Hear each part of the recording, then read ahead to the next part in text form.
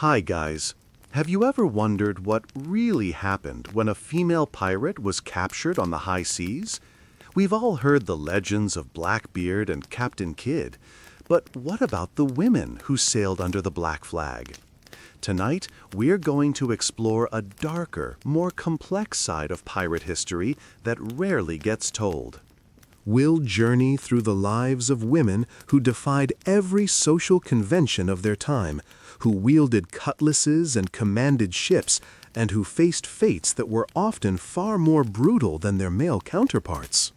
From the courtrooms of colonial ports to the gallows and beyond, we'll uncover the untold stories of what happened when these remarkable women were finally caught. This isn't just about pirates. It's about gender, justice, punishment, and survival in an age when women weren't supposed to exist in these spaces at all. We'll meet women like Anne Bonny and Mary Read, explore the legal systems that judged them, examine the prisons that held them, and understand the social attitudes that shaped their destinies. But we'll also go beyond the famous names to discover the forgotten women whose stories have been lost to time, and we'll explore the broader context of women at sea during the Golden Age of Piracy. Okay, friends, before you settle in, if you enjoy this kind of deep dive content, then click the like button and don't forget to subscribe. And yes, leave a comment letting me know where you're watching from and what time it is there. Now, dim the lights and turn on the fan, and let's dive into tonight's journey together. The world of piracy during the late 17th and early 18th centuries was overwhelmingly male, a fact that made the presence of women on pirate ships all the more extraordinary and transgressive. To understand what happened to female pirates after their capture, we must first understand the world they inhabited and the multiple layers of law, custom, and prejudice they violated simply by existing in these spaces.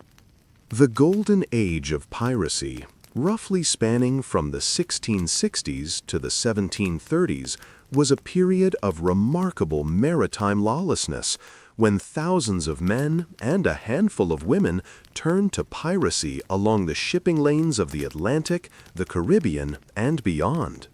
These were dangerous times on the seas, where merchant vessels carried valuable cargoes between the Old World and the New, and where the line between legitimate privateering and outright piracy could be remarkably thin.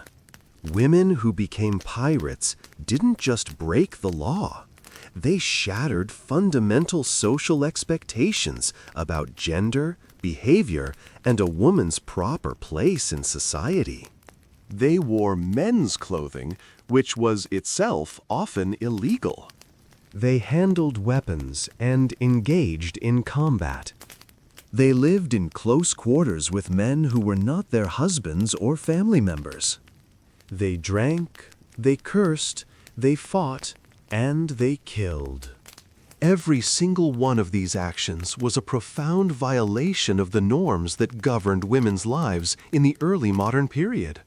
When these women were eventually captured, they didn't just face charges of piracy. They faced a society that was deeply unsettled by their very existence, and the punishments they received reflected both their criminal activities and the threat they posed to the social order itself.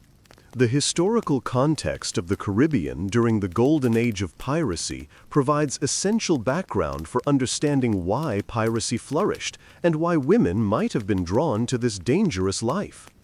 The Caribbean was a frontier zone where European powers competed for territory and wealth, where colonial governance was often weak or corrupt, and where opportunity and danger existed in equal measure. Spanish treasure fleets carried silver and gold from the mines of Central and South America back to Europe, making tempting targets for pirates and privateers. English, French, and Dutch colonies dotted the islands, each with their own interests and often in conflict with one another. Port Royal in Jamaica, Tortuga off the coast of Hispaniola, and Nassau in the Bahamas became infamous as pirate havens, places where stolen goods could be sold and where pirates could spend their plunder on drink, gambling, and other pleasures. The economy of these ports was often dependent on piracy, with tavern keepers, merchants, and even officials profiting from the presence of pirates. In this chaotic, violent, opportunity-rich environment, normal social rules were somewhat relaxed. It was possible, though still extraordinary, for a woman to reinvent herself, to escape whatever circumstances she had come from, and to try to make a new life. For women fleeing abuse, poverty, or the suffocating restrictions of conventional female life, the Caribbean offered possibilities that didn't exist in more settled societies. The price of these possibilities was high, the risk of violence, disease, death, and, if caught, brutal punishment. But for some women, that risk was worth taking. The ships themselves were unique social environments that operated according to their own rules and customs. Pirate ships, in particular, were surprisingly democratic institutions in many ways. Crews often elected their captains and could vote to remove them if they proved incompetent or cowardly. Major decisions about where to sail and which ships to attack were often made collectively. Plunder was divided according to agreed-upon shares, with common crew members receiving equal portions and officers receiving larger shares based on their responsibilities. This democratic structure stood in stark contrast to the rigid hierarchies of naval and merchant vessels, where officers had absolute authority and common sailors had no voice. The relative equality aboard pirate ships made them attractive to men who had served under harsh discipline in the Navy or Merchant Marine, and it may also have made them somewhat more accepting of unusual crew members, including women, provided those women could pull their weight and contribute to the ship's success. However, we should not romanticize this too much. Pirate ships were violent, dangerous places where disagreements could quickly turn deadly and where the strong dominated the weak. Women aboard such vessels, even those who had proven themselves capable pirates, remained vulnerable to harassment and assault unless they had protection from powerful shipmates or had earned such respect through their fighting abilities that others feared to challenge them. The legal framework that governed piracy during this period was complex and evolved over time, but it was built on foundations that stretched back centuries into maritime law and custom. Piracy was considered one of the most serious crimes imaginable, often categorized alongside treason and murder. It was seen not just as theft on the high seas, but as an offense against all civilized nations, a crime against the very order of international commerce and navigation. Pirates were considered enemies of all mankind, hostis humani generis, and this designation meant they could be captured and tried by any nation, regardless of where their crimes had been committed or what flag they had sailed under. The procedures for trying pirates became more formalized in the late 17th century, particularly after England passed a series of acts that allowed for piracy trials to be held in colonial courts rather than requiring prisoners to be transported back to England for trial at the Admiralty Court. This was a practical measure. The journey across the Atlantic was long, expensive, and many prisoners didn't survive it.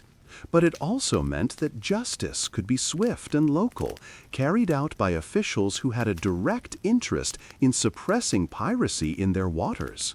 These trials were held before special courts of vice admiralty, which operated somewhat differently from regular criminal courts. There was no jury in the traditional sense. Instead, a panel of commissioners, usually including the colonial governor, naval officers, and other officials, would hear the evidence and render judgment.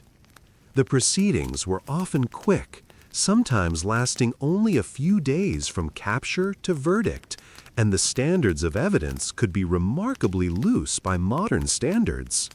Testimony from victims, evidence of pirated goods, or even just being found aboard a known pirate vessel could be enough for conviction. The evolution of these legal procedures reflected changing attitudes toward piracy and the growing determination of European powers to suppress it. In the early days of Caribbean colonization, pirates and privateers had been useful to colonial powers as unofficial naval forces that could harass enemy shipping and defend colonial ports without the expense of maintaining official naval vessels. Many famous pirates had begun their careers as legitimate privateers, holding commissions from colonial governors that authorized them to attack enemy ships during wartime. The problem was that when wars ended and these commissions expired, many privateers simply continued their attacks, becoming pirates.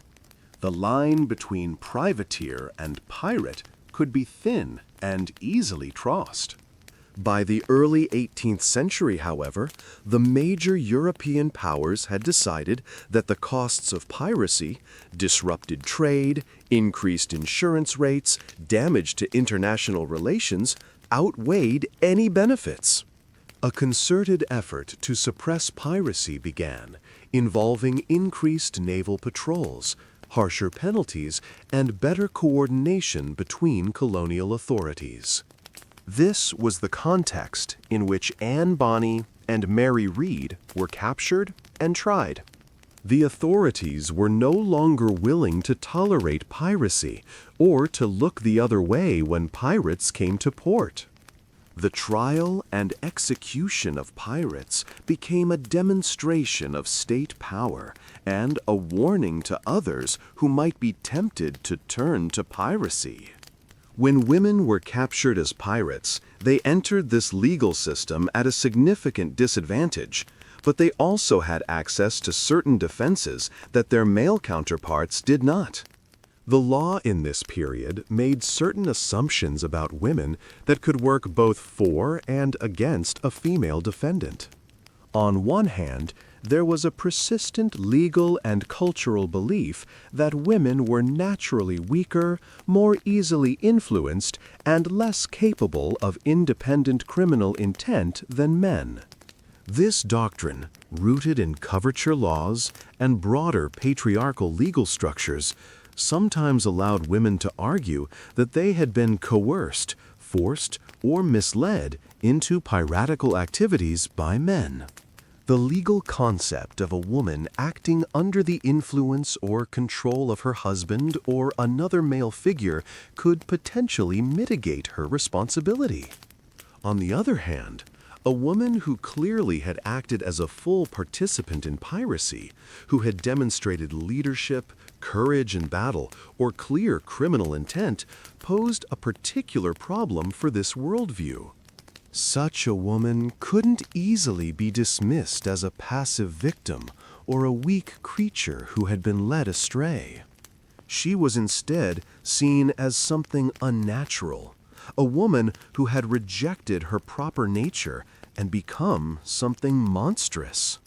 The trial records and newspaper accounts of female pirates often reflect this tension, describing them in terms that emphasize both their femininity and their violation of it, calling them masculine or Amazonian, marveling at their courage while simultaneously condemning their unwomanly behavior.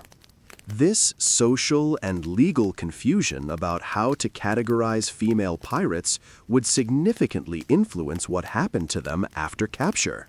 The concept of feminine virtue and its violation was central to how society understood and judged female pirates. In the early modern period, Women were expected to embody certain virtues that were seen as naturally feminine: modesty, chastity, obedience, piety, domesticity, and nurturing behavior. These virtues were not just moral ideals, but were seen as fundamental to a woman's nature and essential to social order.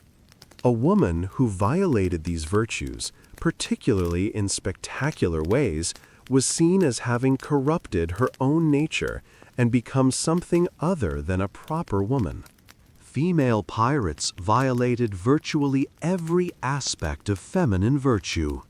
They were immodest, displaying their bodies in men's clothing and engaging in physical activities that proper women should avoid.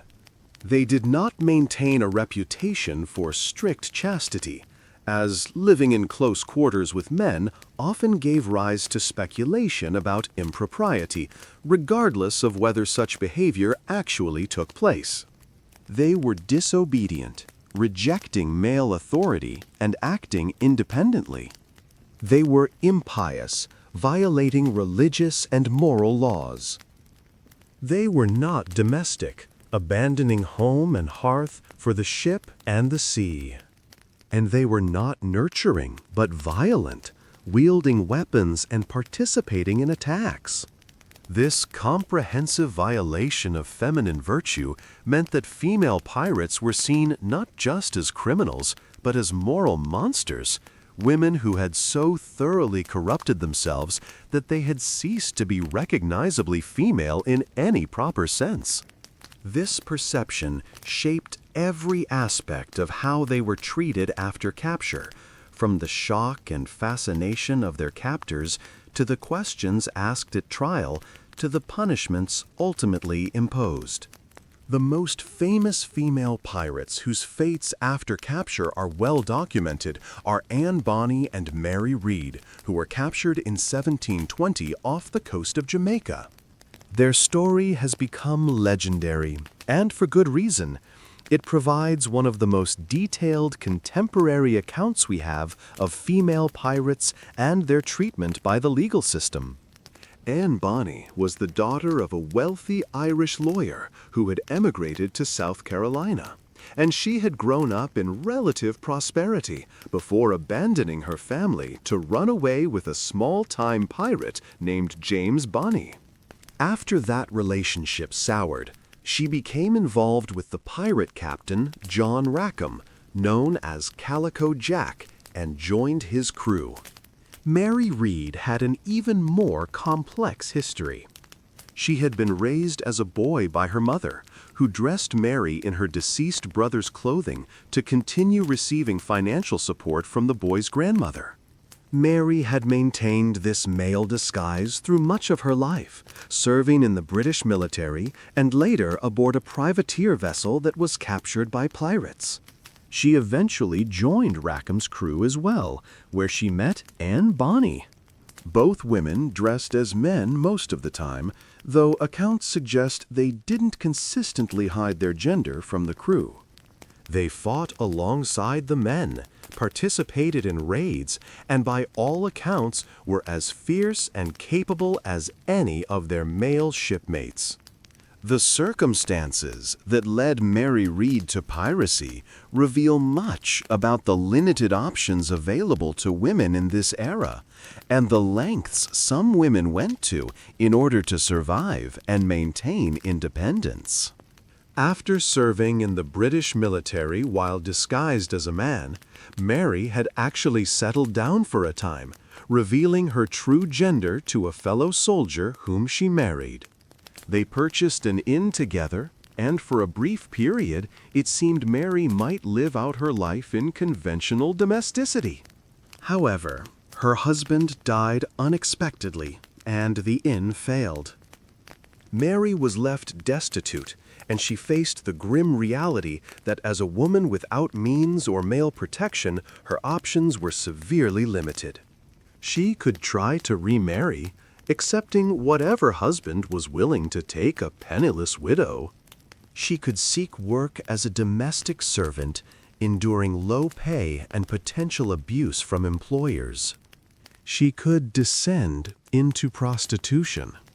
Or she could resume her male disguise and return to the only kind of work where she had proven herself capable and earned decent pay: military service. She chose the last option, signing aboard a Dutch vessel bound for the West Indies. During the voyage, this vessel was captured by English pirates, and Mary found herself pressed into pirate service. According to some accounts, she initially resisted this forced recruitment, but eventually embraced pirate life when she realized it offered more freedom and better financial prospects than any legitimate option available to her. Her story illustrates how the intersection of gender and economic necessity could lead women into piracy, not always through deliberate choice, but through a process of elimination as other options disappeared. The relationship between Anne Bonny and Mary Read has been the subject of much speculation and romanticization over the centuries. Contemporary accounts suggest they became close friends and fighting companions, two women who found in each other a rare understanding of what it meant to live as they did.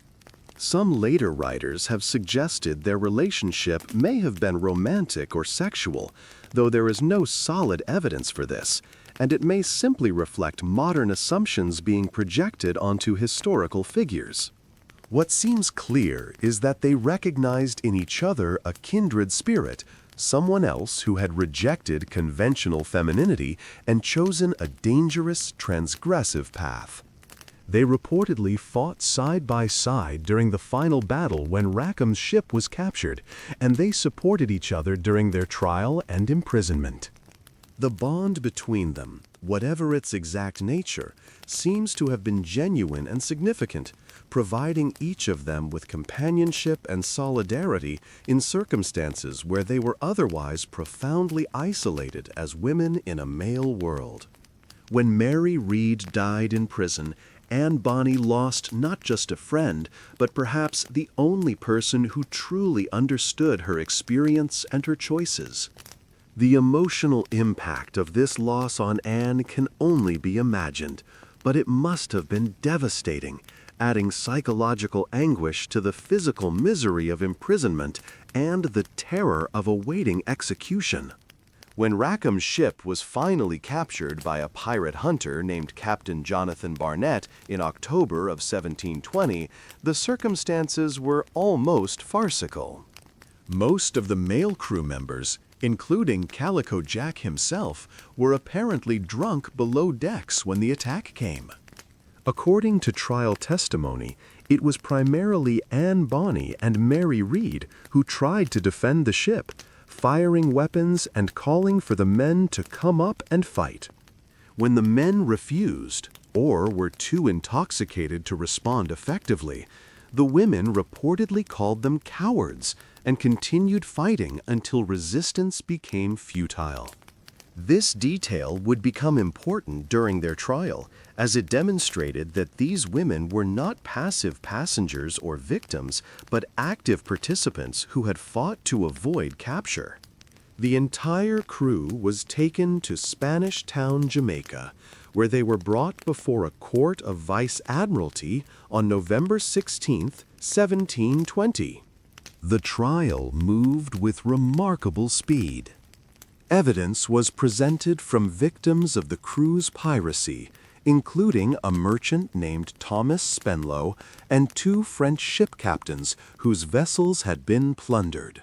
Dorothy Thomas, a witness who had been on one of the captured ships, provided particularly damaging testimony about the women, describing how they had worn men's clothing, carried weapons, and were as active in the piracy as any man aboard. She testified that they had been very active on board and willing to do anything, and that they had cursed and been as ready to do anything as the men. The testimony at the trial painted a vivid picture of how Anne Bonny and Mary Read had conducted themselves aboard the pirate ship. Witnesses described seeing them wielding cutlasses and pistols with skill and confidence. They participated in boarding actions when merchant ships were captured, climbing over the rails alongside the male pirates. They helped search captured vessels for valuables, interrogated prisoners, and divided plunder. When violence was necessary to intimidate victims into surrendering their goods, the women participated in that violence. One witness described how Mary Read had threatened to shoot a prisoner who was being uncooperative, demonstrating that she was willing to use lethal force if necessary. Another witness testified that Anne Bonny had been particularly aggressive during one attack, cursing at victims and brandishing her weapons in a menacing manner. These testimonies established beyond any doubt that both women were full participants in piracy, not unwilling captives or passive observers. The court heard how they had lived aboard the ship for months, sharing in both the dangers and the rewards of pirate life. They had voted on decisions alongside the male crew members, exercising the democratic rights that pirate crews typically granted their members. They had received equal shares of plunder, accumulating wealth from their criminal activities. In every meaningful sense, they were pirates, and the evidence presented at trial made this undeniable. The trial lasted only one day. On November 28, 1720, Captain John Rackham and 8 male crew members were found guilty and sentenced to be hanged. The women were tried separately, and despite their vigorous defense, Anne Bonny reportedly showed no remorse, and Mary Read spoke eloquently in her own defense. They too were found guilty and sentenced to death.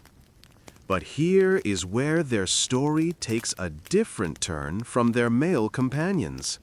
When asked if they had anything to say before sentencing, both women declared that they were pregnant.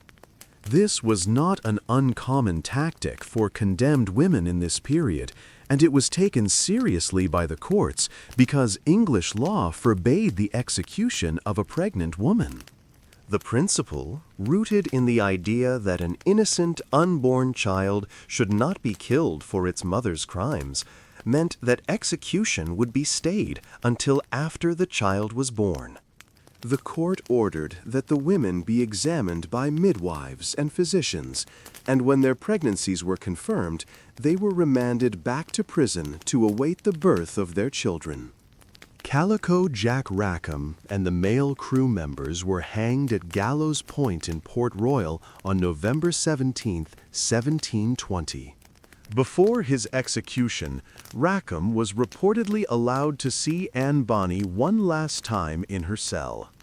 According to legend, she told him that she was sorry to see him there, but if he had fought like a man, he need not have been hanged like a bog.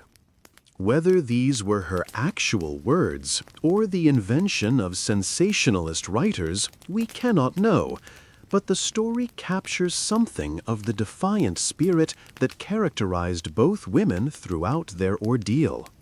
The examination of women who pleaded pregnancy was a formal procedure with its own protocols and significance. The jury of matrons who examined Anne Bonny and Mary Read would have consisted of married women and midwives from the local community, women with experience in pregnancy and childbirth who could presumably determine whether a claim of pregnancy was genuine. The examination would have been conducted in a private room, away from male eyes, and would have involved physical inspection of the woman's body for signs of pregnancy, changes in the breasts, swelling of the abdomen, and other indicators. The matrons might also question the woman about when she had last menstruated and whether she felt quickening, the movement of the fetus that was considered definitive proof of pregnancy in an era before modern medical testing. The jury of matrons would then report their findings to the court. If they confirmed pregnancy, the execution would be postponed. If they found no evidence of pregnancy, the execution would proceed as scheduled. In the case of Anne Bonny and Mary Read, the jury of matrons confirmed both pregnancies, granting the women a temporary reprieve. This confirmation raises interesting questions. Were both women actually pregnant, or did one or both fake the symptoms convincingly enough to deceive the examiners? Given that they had been living aboard a pirate ship with male crew members, pregnancy was certainly plausible. If they were genuinely pregnant, who were the fathers? Anne Bonny had been in a relationship with Calico Jack Rackham, so he was the likely father of her child if she was truly carrying one. Mary Read's situation is less clear. Various accounts suggest she may have been involved with one of the male crew members, but the details are uncertain. The postponement of execution due to pregnancy created an ambiguous situation that could last for many months. A pregnancy typically lasts 9 months, and after giving birth, a woman would need time to recover before she could be executed. In practice, this meant that pregnant women sentenced to death often ended up serving lengthy prison sentences during which anything might happen. They might die in prison, the authorities might lose interest in executing them, political circumstances might change, or they might receive pardons. This made pregnancy a potentially life-saving defense, though it came at a terrible cost. A woman who gave birth in prison faced the near certainty of having her child taken from her, either to be raised by relatives, given to an orphanage, or, in the worst cases, left to die. The psychological trauma of bearing a child only to have it taken away, all while knowing that after recovery from childbirth one would face execution, must have been extraordinary. Some women in this situation reportedly prayed for stillbirths or miscarriages, preferring to lose the child than to give birth only to face this sequence of horrors. The pregnancy defense thus bought time and created possibilities for survival, but it came with its own form of torture. What happened next to Anne Bonny and Mary Read diverges in tragic and mysterious ways. Mary Read never made it to the gallows. She died in prison in April of 1721, officially from fever, though some accounts suggest complications from her pregnancy or childbirth. She was buried in Jamaica, and her grave has never definitively identified. Contemporary accounts of her death vary. Some suggest she died of a fever that swept through the prison, others that she died in childbirth or shortly after. The conditions in Caribbean prisons during this period were notoriously harsh, with poor sanitation, inadequate food, tropical diseases, and brutal heat making them death traps even for healthy individuals. A pregnant woman in such conditions faced extraordinary risks. Mary Read's death in custody meant that she escaped the public spectacle of execution, but it also meant dying alone in a cell far from home, her body disposed of without ceremony or recognition. Her story might have ended there, forgotten and lost, except that a few years after her death, a book appeared that would immortalize both her and Anne Bonny in the popular imagination. The Parish Register of St. Catherine's Church in Jamaica records the burial of Mary Read, providing one of the few definitive pieces of evidence about her fate. The entry is brief, noting simply her name and the date of burial, without elaboration or commentary. This bureaucratic notation marks the end of a remarkable life. A woman who had been born in London, raised as a boy, served in the military, worked as a sailor, become a pirate, and died in a Jamaican prison at perhaps 28 or 30 years of age. The brevity of the burial record stands in stark contrast to the dramatic and transgressive life it represents. Mary Read's grave, if it was even marked, has long since been lost. The churchyard where she was buried has been built over, graves moved or forgotten, and any physical trace of her final resting place has vanished. She remains present only in words, trial records, burial registers, and, most importantly, the accounts published in the 1724 pirate history that made her famous. In death, Mary Read became a symbol and a story. Her actual physical remains dissolved into the Jamaican soil, while her legend grew larger with each retelling. The diseases that plagued Caribbean prisons and that likely killed Mary Read were numerous and deadly. Yellow fever, malaria, dysentery, typhoid, and various other tropical diseases swept through the crowded, unsanitary confines of colonial jails with terrible regularity. Medical understanding of disease in this period was primitive, based on the theory of humors and miasmas rather than germ theory, which would not be developed for another century and a half. Treatment consisted of bleeding, purging, and other interventions that often did more harm than good. A pregnant woman suffering from fever would have received minimal care, if any. Prison officials were not interested in preserving the lives of condemned prisoners, and the medical resources available, even to free people in the colonies, were limited. Mary Read probably suffered through her final illness with little comfort or care, perhaps delirious with fever, perhaps aware that she was dying, certainly separated from anyone who cared about her except possibly Anne Bonny in an adjacent cell. Whether she gave birth before dying, whether the child survived even briefly, whether she had any final words or thoughts that were recorded, all of this is unknown and probably unknowable. Anne Bonny's fate is one of history's enduring mysteries. There is no record of her execution, which is significant because pirate executions were public spectacles that were carefully documented. They were meant to serve as warnings and examples, and the execution of a female pirate would have been particularly noteworthy. The absence of any record of Anne Bonny's death by hanging has led to extensive speculation about what happened to her. Some historians believe that her wealthy father intervened, using his connections and money to secure her release or pardon. Others suggest she may have died in prison like Mary Read, but that her death went unrecorded for some reason. Another theory holds that she was eventually released, possibly after giving birth and serving additional time, and that she returned to a conventional life under a different name.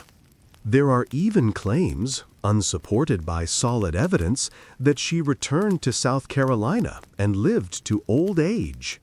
The most tantalizing clue comes from a burial record in South Carolina that shows an Anne Bonny dying in 1782 at the age of 82, but whether this was the same Anne Bonny remains purely speculative. What we know for certain is that Anne Bonny disappeared from the historical record after her trial, leaving behind only questions and legends. Her fate represents in many ways the broader difficulty of tracing what happened to female pirates. Their stories slip through the cracks of history, documented incompletely, if at all. The theory that Anne Bonny's father secured her release deserves closer examination because it's one of the more plausible explanations for her disappearance from the record. William Cormac, Anne's father, had been a successful lawyer in Ireland before scandal forced him to emigrate to South Carolina. Despite his fall from grace in Ireland, he had re-established himself in the colonies and accumulated considerable wealth through land ownership and legal practice. A man of such means would have had connections to colonial officials and the resources to attempt a rescue of his daughter, even one who had disgraced herself as thoroughly as Anne had.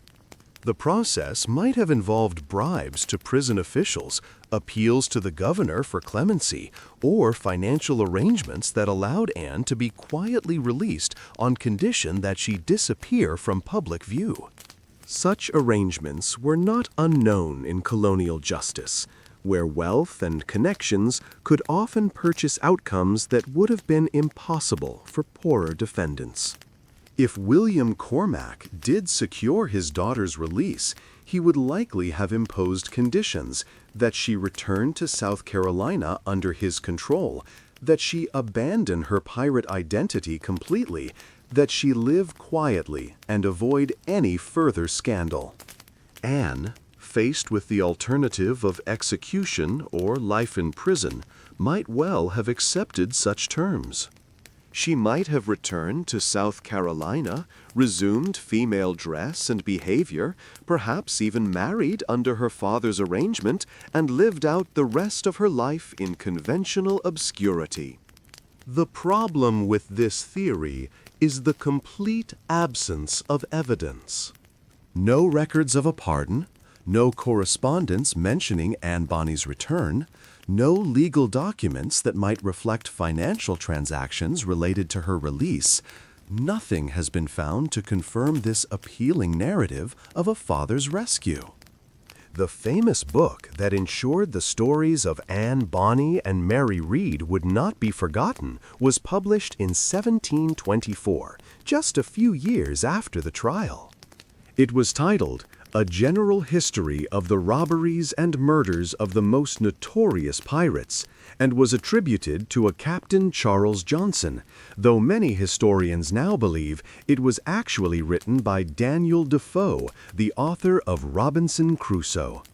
This book is the single most important source for information about pirates of this era, and it contains extensive accounts of both Bonny and Read. The author had clearly had access to trial records and may have interviewed people who knew the women. The book presents them sympathetically in some ways, emphasizing their courage and capability while also moralizing about their fall from grace. The author seems genuinely impressed by their martial abilities and willingness to fight when the men would not. The book also provides biographical information about both women that wouldn't appear in trial records, giving us the stories of their early lives and how they came to piracy. Whether all these details are accurate is impossible to verify, but the book shaped how generations would understand female pirates. It established the template of the woman disguised as a man, the female warrior who could match any man in courage and skill, and it ensured that these two women would not fade into complete obscurity.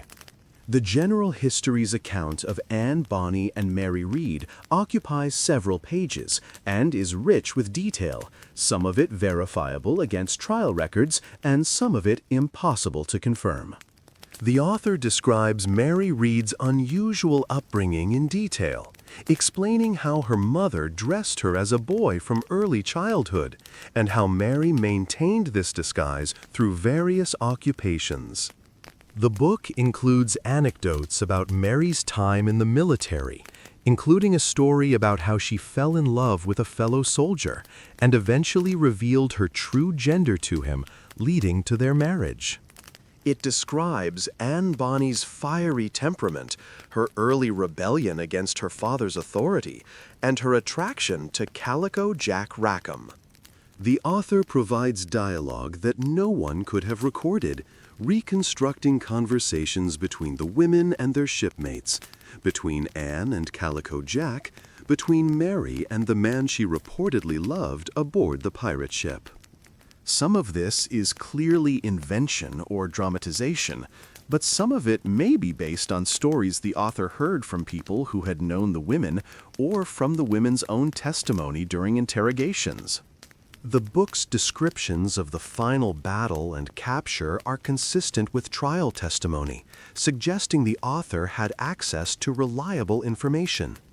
The account of their trial and conviction similarly matches the documentary record. But the biographical details of their early lives, while plausible, cannot be verified and may be partly or wholly fictional. Despite these uncertainties, the general history remains invaluable because it preserved information and stories that would otherwise have been completely lost, and it created the legendary versions of Anne Bonny and Mary Read that have inspired imaginations for 3 centuries. Beyond Anne Bonny and Mary Read, there were other women who faced capture and trial as pirates, though their stories are far less well known. In 1685, Maria Lindsay was tried in London for piracy alongside her husband. She had been captured off the coast of South America, and the evidence suggested she had been an active participant in attacks on Spanish ships. The court records are frustratingly sparse, but she was convicted and sentenced to death. There is no record of the sentence being carried out, and like Anne Bonny, she seems to have vanished from the historical record after trial, leaving open the possibility that her sentence was commuted or that she died in prison before execution. In the 1630s, 2 Irish women named Anne Dewleveux and Mary Cricket were reportedly active in the Caribbean as pirates or privateers. Anne Dewleveux, whose name translates to "God wills it," was said to have been married to a buccaneer and to have sailed with him on raids. After his death, according to legend, she challenged another buccaneer to a duel and later married him, continuing her life at sea. The line between legend and reality in her story is impossible to determine, but French colonial records do mention a woman of this name in connection with piratical activities. What happened to her in the end is unknown. She does not appear to have been captured or tried, or, if she was, those records have been lost. Another woman who appears briefly in pirate records is a Scandinavian woman named Ingela Gothenhilm, who operated with her husband as privateers and possibly pirates in the Baltic Sea during the early 18th century. After her husband's death in 1718, Ingela continued to command their fleet of ships, raiding Swedish vessels during a period of war between Sweden and Denmark. She held an official privateer's commission from the Danish king, which gave her activities a veneer of legality, but contemporary Swedish accounts accused her of outright piracy. She was never captured by Swedish forces, and after the war ended, she retired with wealth and even some honors from the Danish crown. Her story shows that in certain contexts, particularly during wartime when privateering was sanctioned, women could command ships and engage in maritime raiding with official approval, blurring the line between piracy and legitimate warfare. Ingela's success and ultimate acceptance by authorities contrasts sharply with the fate of Anne Bonny and Mary Read, illustrating how context, timing, and official sanction could make the difference between being treated as an honored privateer or a condemned pirate. The existence of these other female pirates, however poorly documented, reminds us that Anne Bonny and Mary Read were not completely unique. They were exceptional, certainly, but they were not the only women who went to sea as pirates or privateers. The historical record's near silence about most of these women reflects both the rarity of their activities and the tendency of record keepers to ignore or minimize women's presence in male spaces. When women do appear in the records, it's usually because they were captured and tried, because they did something so dramatic it couldn't be ignored, or because they were connected to famous male pirates whose stories were worth recording. For every woman whose name we know, there were probably others who served aboard pirate ships in some capacity, as disguised crew members, as captains' companions, as refugees or captives who eventually joined the crew, whose presence went unrecorded, or whose stories were lost when ships sank or crews were scattered. In Chinese waters, a very different story of female pirates played out, and the consequences of capture could be quite different than in the Atlantic world. During the early 19th century, a woman named Qing Shish commanded one of the largest pirate fleets in history, controlling hundreds of ships and tens of thousands of pirates. She had initially been a woman working on a floating brothel who married a powerful pirate captain named Cheng Ai. When he died in 1807, she maneuvered brilliantly to take control of his confederation of pirate fleets, bringing together competing groups under a unified command structure. She was a shrewd leader and administrator, creating a code of laws for her fleet that regulated everything from the distribution of plunder to the treatment of captives. Under her leadership, the fleet became so powerful that the Chinese imperial government was unable to suppress it through military force. Her story is remarkable, not least because it shows a woman exercising command and authority over a massive criminal enterprise in a deeply patriarchal society. What makes her story particularly relevant to our topic is what happened when the Chinese government finally dealt with her fleet. Rather than defeating her in battle, the government offered amnesty in 1810.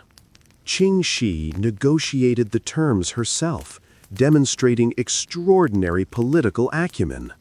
She secured pardons for herself and most of her followers, kept her wealth, and even obtained a noble title for her second husband and adopted son, who had been serving as the fleet's military commander.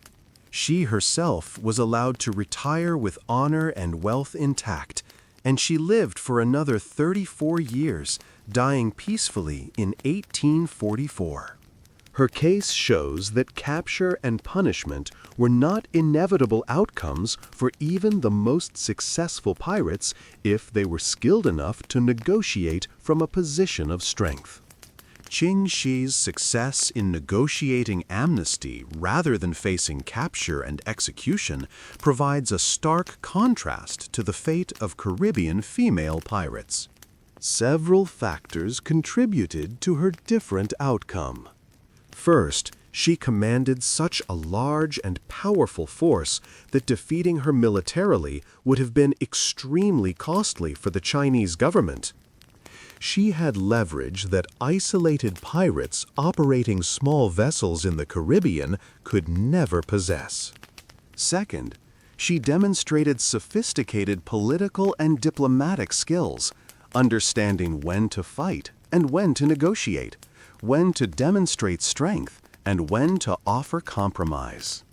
Third, the Chinese government had a tradition of offering amnesty to pirates and rebels who agreed to cease their activities and submit to imperial authority, making this a culturally acceptable solution. Fourth, and perhaps most importantly, Qing Shi had achieved a level of power and respect that transcended gender categories. She was seen primarily as a formidable commander who happened to be a woman, rather than as a woman who had inappropriately usurped male authority. Her position was so exceptional, and her power so undeniable, that normal gender expectations could not be applied to her. She had essentially forced society to accept her on her own terms, something that required not just capability and courage, but also overwhelming force and brilliant strategy.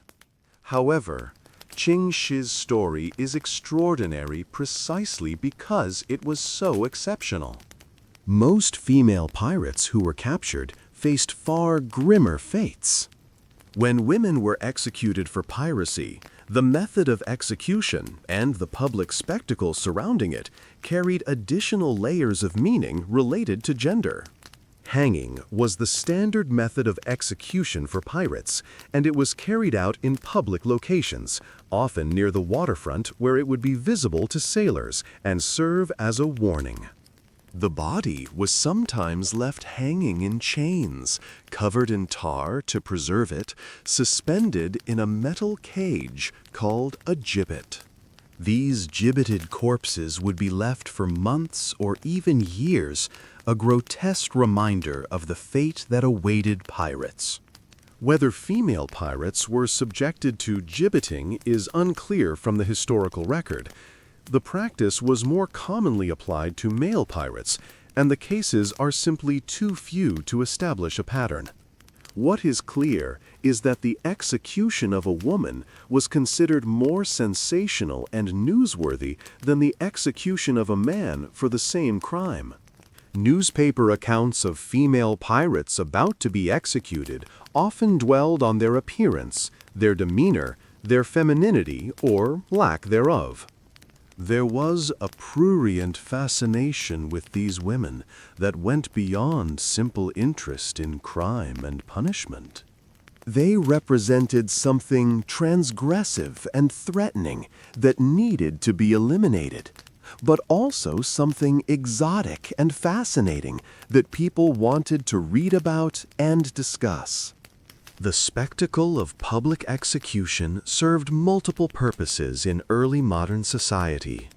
It was entertainment, drawing crowds who treated executions as major social events. It was moral instruction, providing visceral demonstrations of the consequences of sin and crime. It was political theater, displaying the power of the state and the inevitability of justice. And it was religious ritual, offering the condemned a final chance at redemption through public repentance and confession. The execution of a female pirate added extra dimensions to this spectacle. The crowd would be curious to see what such a woman looked like, how she behaved in the face of death, whether she showed remorse or remained defiant. Commentators would interpret her appearance and behavior as evidence of moral corruption or as signs of a return to proper feminine nature. If she cried and begged for mercy, this would be taken as proof that she had never truly possessed the masculine courage she had displayed as a pirate, that her true, weak, feminine nature was finally revealed. If she remained stoic and brave, this would be seen as evidence of how thoroughly she had corrupted her nature, becoming so masculine and unnatural that she could face death without the tears expected from a woman. Either way, her gender would be central to how her execution was understood and discussed.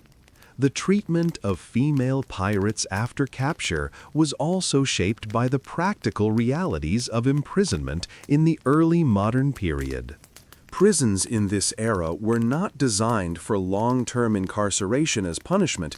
They were primarily holding facilities where people awaited trial, execution, or transportation. Conditions varied enormously depending on location, but Caribbean and colonial prisons were generally awful by any standard. They were often nothing more than converted warehouses or purpose-built stone structures with minimal ventilation, no sanitation, and no separation between different categories of prisoners. Disease was rampant. Food was scarce and of poor quality. Prisoners who had money could sometimes purchase better conditions, food, or privileges from their jailers, but those without resources suffered terribly.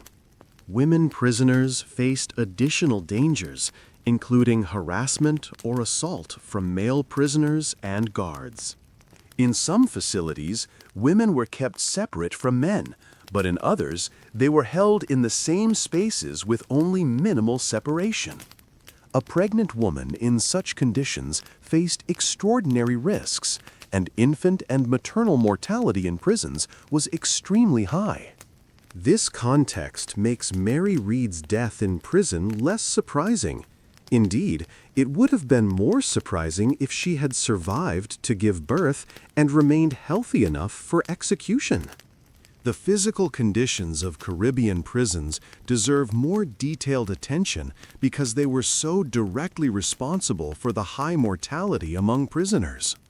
The buildings themselves were constructed to withstand hurricanes and potential attacks, which meant they had thick stone walls, small windows, and heavy doors, features that provided security but made the interiors like ovens in the tropical heat. Ventilation was minimal, and in the crowded conditions that typically prevailed, the air would become fouled with the stench of unwashed bodies, waste, and disease. Water was often in short supply, rationed out in small amounts that were barely sufficient for drinking, let alone washing. Food consisted of whatever cheap provisions the jailers could obtain: stale bread, spoiled meat, thin soup. Prisoners who had no money to bribe guards for better food simply went hungry or ate food that was barely edible. Rats, insects, and other vermin infested the cells. There were no beds, only rough benches or bare floors where prisoners slept. Prisoners were often kept in irons or chains to prevent escape attempts, with metal shackles around wrists or ankles that chafed and created sores that could become infected. Medical care was non-existent, and injuries or illnesses were simply left to heal on their own or to worsen into fatal conditions.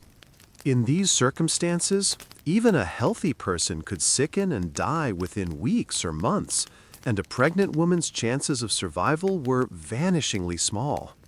Another factor that shaped the experience of captured female pirates was the question of how they would be perceived and judged by their communities. Pirates who were local men sometimes received sympathy or support from port towns where they had family connections or where they had spent their plundered wealth.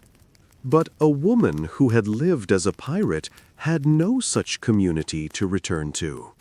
She had already abandoned her proper place in society, rejected the roles of wife, daughter, or mother, and lived in a way that made her an object of scandal and fascination rather than sympathy. There was no respectable place for such a woman to return to, no easy way to reintegrate into normal life. This social reality meant that even if a female pirate was released or escaped execution, she faced a bleak future. Without family willing to take her in, without marketable skills beyond seamanship and fighting, without reputation or respectability, her options were severely limited. Some women in this position might have turned to other forms of marginal existence, perhaps working in taverns or docks, perhaps engaging in other illegal activities. The historical record is silent on these outcomes because women in these circumstances rarely left traces in official documents unless they came into contact with the law again. The social stigma attached to female pirates extended beyond the women themselves to anyone associated with them. Family members might face shame and ostracism if their connection to a female pirate became known. Children, as mentioned earlier, would carry the burden of their mother's infamy throughout their lives. Even casual associates, or people who had simply known the woman before she became a pirate, might face suspicion or judgment. This social contamination made it difficult for anyone to advocate on behalf of a captured female pirate or to show her sympathy publicly. While a local man who had turned to piracy might have relatives and friends willing to petition for mercy or to provide character witnesses, a female pirate was more likely to be completely isolated, with no one willing to speak for her for fear of being tainted by association. This isolation increased her vulnerability and decreased her chances of receiving any form of clemency or mercy from the courts. The legal defense of pregnancy, which both Anne Bonny and Mary Read employed, deserves closer examination because it was a common tactic for condemned women and because it reveals important aspects of how the law treated women's bodies and reproduction. The principle of not executing a pregnant woman was well established in English common law and was recognized across European legal systems. It was called pleading the belly, and it was one of the few legal protections available specifically to women. When a woman claimed pregnancy after being sentenced to death, the court would impanel a jury of matrons, usually 12 married women or midwives, who would examine the prisoner and report back to the court on whether she was indeed pregnant and whether she was quick with child, meaning whether fetal movement could be detected. If the jury of matrons confirmed the pregnancy, execution would be postponed until after the birth. In theory, after giving birth and recovering, the woman would then be executed according to her original sentence. In practice, this delay often resulted in the sentence never being carried out, either because the woman died in prison, because the case was forgotten or deprioritized, because a pardon was eventually granted, or because she was transported or released for some other reason. This made pregnancy a potentially life-saving defense, though it came at the cost of giving birth in prison and the near certainty that the child would be taken away. The fate of children born to condemned women in prison varied. Some were given to relatives, if any could be found. Others were sent to orphanages or workhouses, and some died in infancy. There is no record of what happened to any children Anne Bonny or Mary Read may have given birth to. There is no record of what happened to any children Anne Bonny or Mary Read may have given birth to. The legal and philosophical principles underlying the pregnancy defense reveal much about how this society understood women, reproduction, and justice. The unborn child was considered an innocent party who should not be punished for the crimes of its mother. This principle reflected religious beliefs about the sanctity of life and the individual nature of sin and guilt. It was fundamentally unjust, according to this worldview, to kill an innocent person along with a guilty one. The pregnant woman's body was thus seen as containing two persons, the guilty mother who deserved death and the innocent child who deserved life. This created a legal and practical dilemma that was resolved by postponing execution until the two persons could be separated through birth. However, this principle also created opportunities for abuse and deception. Women who were not actually pregnant might claim to be in hopes of gaining a reprieve. The examination by the jury of matrons was supposed to prevent such false claims, but in an era before reliable pregnancy tests, the examination could not always distinguish between early pregnancy, false pregnancy, or deliberate deception. Some women allegedly used various tricks to simulate pregnancy symptoms, padding their clothing, eating heavily to gain weight, or even claiming pregnancy in hopes that the matrons would be reluctant to declare definitively that no pregnancy existed and would give the benefit of the doubt. Whether Anne Bonny or Mary Read were genuinely pregnant or were employing this deception cannot be known with certainty, though most historians accept that their pregnancies were real, given that the jury of matrons confirmed them after examination. The phenomenon of women disguising themselves as men to go to sea was more common than piracy itself, and understanding this broader context helps illuminate what made female pirates so threatening to the social order.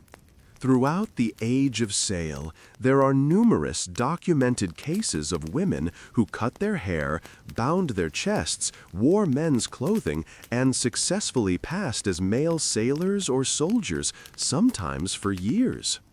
Their motivations varied widely.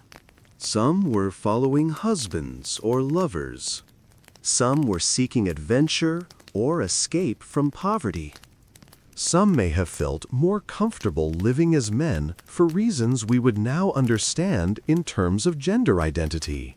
What united them was that they were all engaging in a form of deception and transgression that was illegal in most jurisdictions and shocking to most people.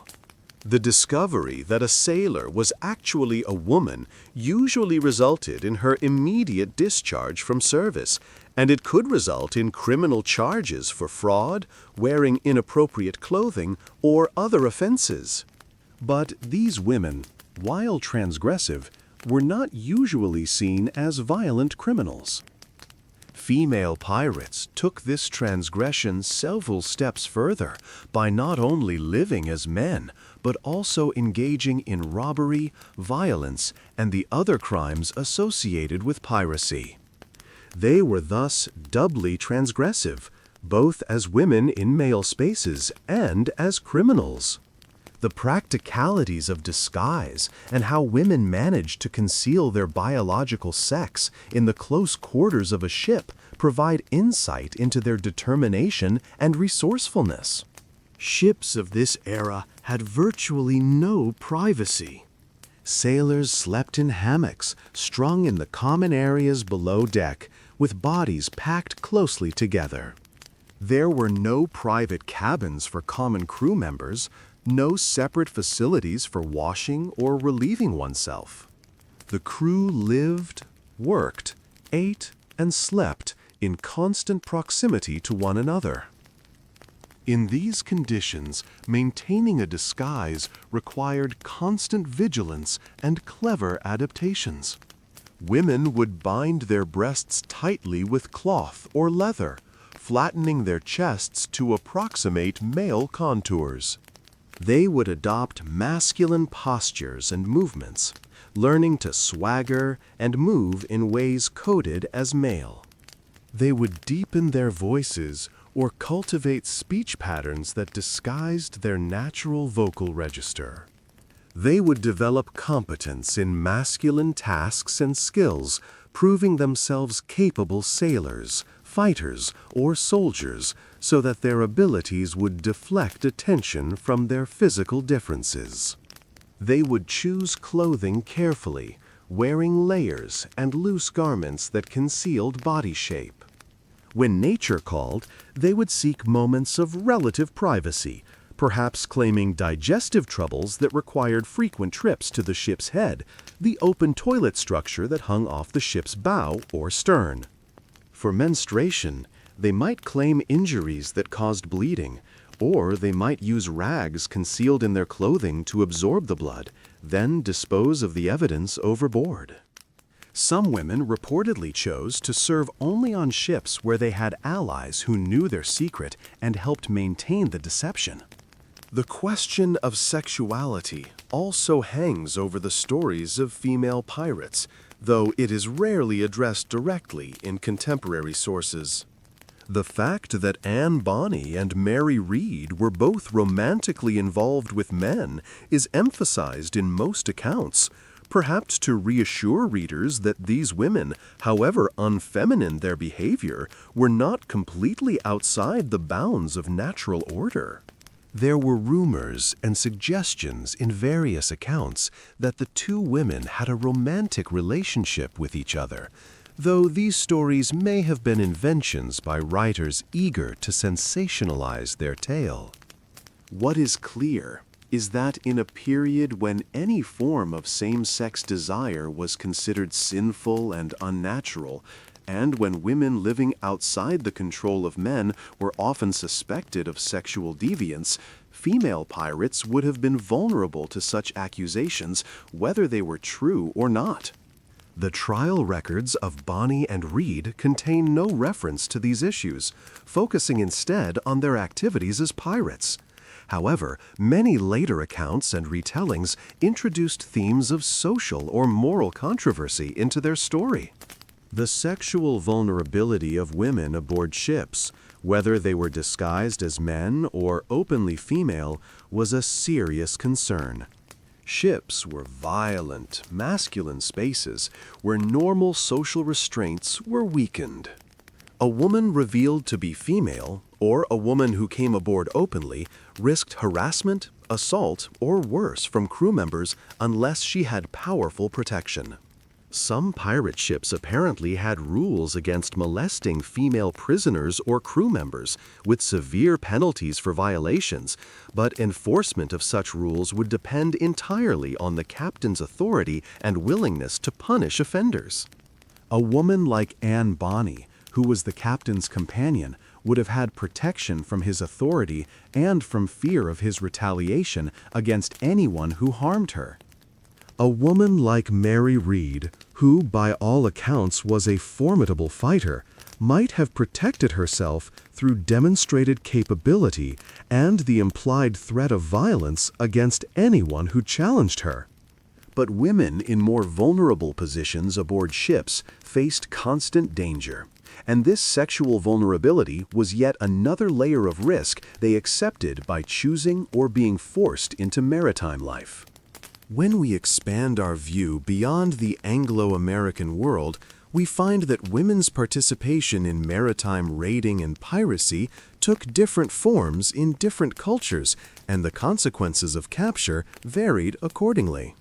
In Scandinavian sagas, there are mentions of shield maidens and female warriors who accompanied Viking raiders, though historians debate how much of this is legend versus historical fact. In the Mediterranean, during various periods, women sometimes served aboard galleys and pirate vessels, though again, documentation is sparse. In Southeast Asia, women sometimes held positions of authority in pirate communities, particularly in family-based operations where piracy was a hereditary occupation. The consequences for captured female pirates in these different cultural contexts would have depended on local legal systems, social attitudes toward women, and the specific circumstances of their capture. In some Islamic legal traditions, for example, women captured in warfare or piracy might be enslaved rather than executed, leading to a different set of outcomes than in Christian European systems. The diversity of these experiences reminds us that the story of female pirates and their fates cannot be understood through a single lens. The Southeast Asian context deserves particular attention because women's involvement in piracy seems to have been more common and more accepted there than in the Atlantic world. In the waters around Indonesia, Malaysia, and the Philippines, piracy was often a family business, with entire communities living on boats and engaging in maritime raiding as a way of life. In these communities, women worked alongside men, and while they might not always participate directly in combat, they were integral to the economic and social functioning of pirate groups. Women managed resources, cared for families aboard the boats, traded stolen goods, and sometimes fought when necessary. The capture of women from these pirate communities by European or Asian authorities could result in various outcomes. Some women might be sold into slavery. Some might be held for ransom if their families had resources to pay. Some might be interrogated for information about other pirates and then released or kept as servants. Execution was possible, but perhaps less common than in the Atlantic world, where the shock and outrage at female pirates' violation of gender norms made harsh punishment more likely. The different outcomes in different cultural contexts reveal how much the treatment of female pirates depended on local attitudes about gender, crime, and social order. One particularly important factor in determining what happened to female pirates after capture was whether they had been acting independently or under the influence of a man. The legal concept of coverture, which existed in English law and many other European legal systems, held that a married woman's legal identity was subsumed into that of her husband.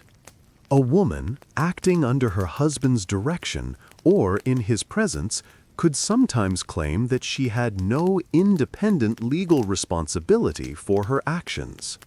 This defense was not absolute, and it didn't apply to all crimes. Murder, for instance, could not be excused by coverture, but it could potentially mitigate punishment. A woman who could convince a court that she had been coerced, intimidated, or dominated by a male pirate might receive a lighter sentence than one who appeared to have acted independently. This legal framework meant that prosecutors and courts were very interested in establishing whether a female pirate had been a willing participant or a victim. Evidence that a woman had fought fiercely, given orders, shown leadership, or volunteered for dangerous tasks would undermine any claim of coercion and make conviction and harsh punishment more likely. This is one reason why the testimony about Anne Bonny and Mary Read fighting to defend the ship while the men hid below decks was so damaging. It established beyond doubt that they were active, willing participants. The concept of coverture and its application to female criminals reveals the deeply hierarchical and patriarchal nature of law and society in this period. Women were understood to exist legally as dependents and subordinates to men, first their fathers, then their husbands, and in widowhood perhaps their sons or other male relatives. This legal subordination was justified by religious and philosophical arguments about the natural order and women's inherent weakness and need for male governance. A woman who acted independently, particularly in violent or criminal ways, challenged this entire framework. She demonstrated that women could in fact act with agency, make their own decisions, and take responsibility for their actions. This was threatening not just to individual male authority, but to the entire social structure that placed men over women. The legal system's response was to try to fit such women back into the framework of coverture by assuming they must have been acting under male influence, or, if that was impossible, to treat them as monstrous exceptions to natural law, whose punishment should be severe enough to discourage any other women from similar independence. The broader context of women and crime in the early modern period also shaped how female pirates were understood and treated. Women were generally believed to be less prone to serious crime than men, and when they did commit crimes, they were often thought to have been led astray by male influences. There was a persistent idea that women were morally weaker and more easily corrupted, but also less likely to conceive of and execute crimes independently.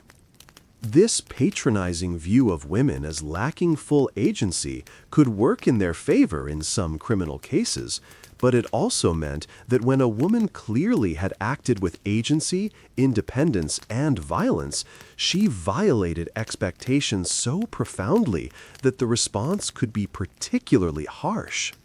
The courts and society didn't know quite how to categorize such a woman. Was she a victim who deserved pity, or a monster who had rejected her nature?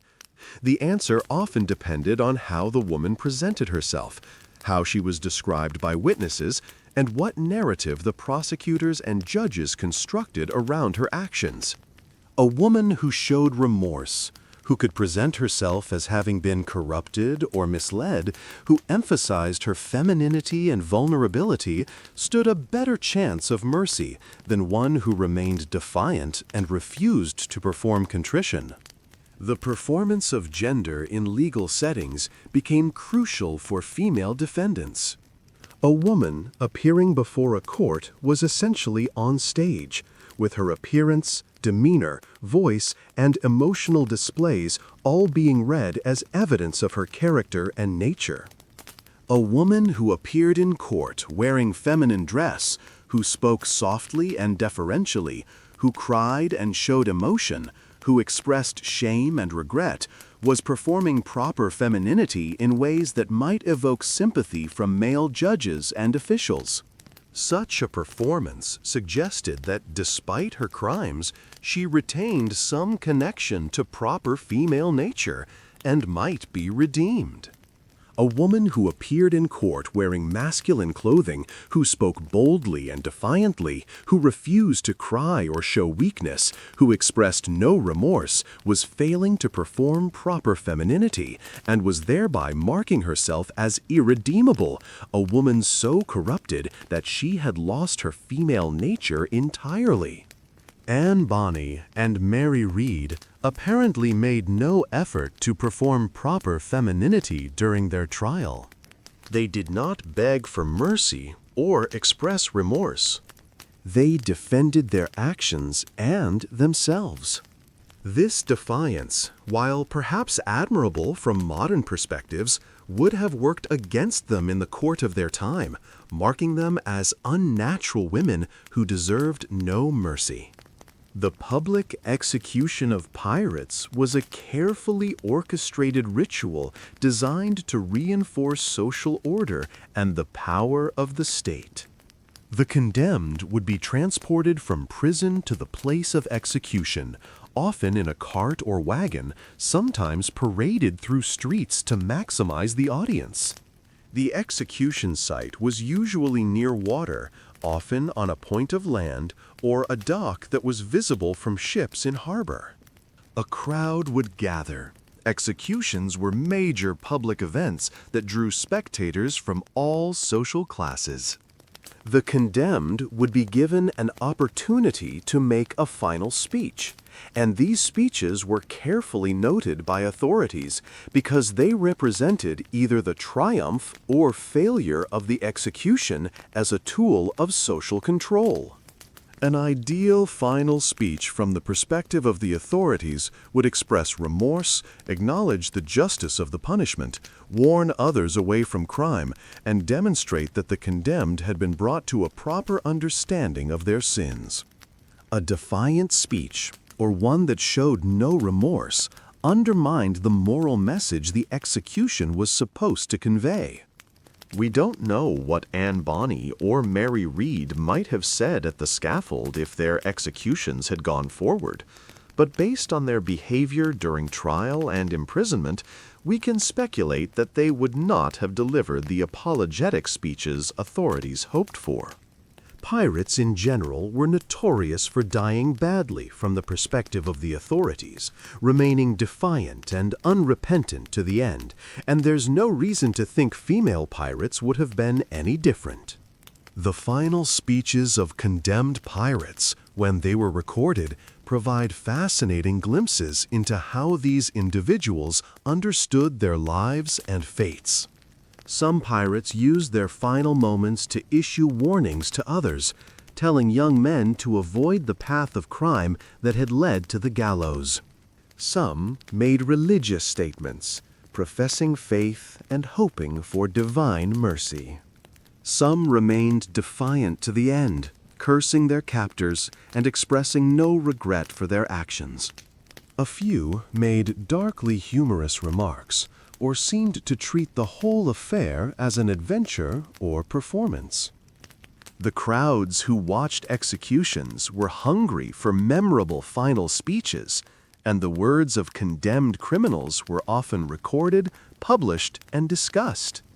A well-executed final speech, whether defiantly courageous or pathetically remorseful, could become part of a pirate's legend. A poorly delivered speech, or the inability to speak at all due to fear or intoxication, could diminish the pirate's reputation even in death.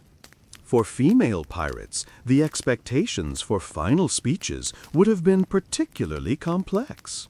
Should they speak as women, performing femininity and remorse, or should they maintain the masculine persona they had adopted as pirates? There were no good options. only choices about how to meet death and what kind of legend to leave behind. After an execution, the body would be handled in ways designed to extend the punishment beyond death. Male pirates, as mentioned, were sometimes gibbeted, their bodies displayed as warnings. There was also a practice of burying executed pirates at the low water mark on the beach, so that their graves would be covered and uncovered by every tide, denying them rest even in death. Whether female pirates would have been subjected to these same post-execution indignities is unclear. The handling of female corpses generally received more attention to decency and propriety in this period, and there might have been some reluctance to subject a woman's body to the most degrading post-execution treatments. However, given that these women had already violated so many norms of femininity, it's possible that such considerations would have been set aside. We simply don't have enough cases to know for certain.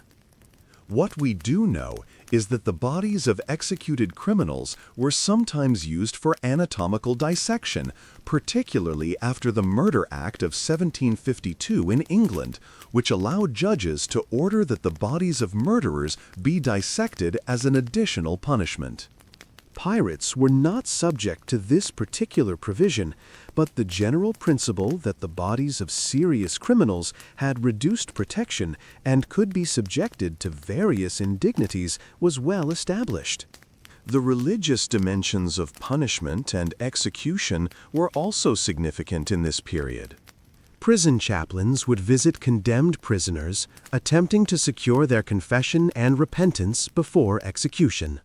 A sincere conversion and public repentance could sometimes result in a last-minute pardon or commutation of sentence, though this was rare in cases of piracy. More commonly, the chaplain's role was to prepare the prisoner's soul for death and to extract a confession and expression of remorse that could be used for moral instruction of others. Confessions of condemned criminals were often published as pamphlets or broadsides, sold to an eager public that consumed these sensationalized accounts of crime and punishment. The confessions were usually heavily edited or entirely fabricated by the chaplains or publishers, shaped to convey appropriate moral lessons about the wages of sin and the importance of obedience to law and order. If Anne Bonny or Mary Read had confessed to a chaplain, we would expect those confessions to have been published and preserved, but no such documents survive. This suggests either that they refused to confess or that any confessions they made were deemed unpublishable, perhaps because they didn't contain the expected remorse or because the women said things that the authorities found unhelpful. The chaplain's role in preparing condemned prisoners for death was part of a broader system of religious control and moral instruction. The early modern period was a time of intense religious feeling and conflict, when questions of salvation and damnation were taken with deadly seriousness by most people. The prospect of execution focused minds wonderfully on spiritual matters, and chaplains worked to convince prisoners that accepting their punishment and repenting of their sins was the only way to avoid eternal damnation. For some prisoners, this religious counsel provided genuine comfort and meaning as they faced death.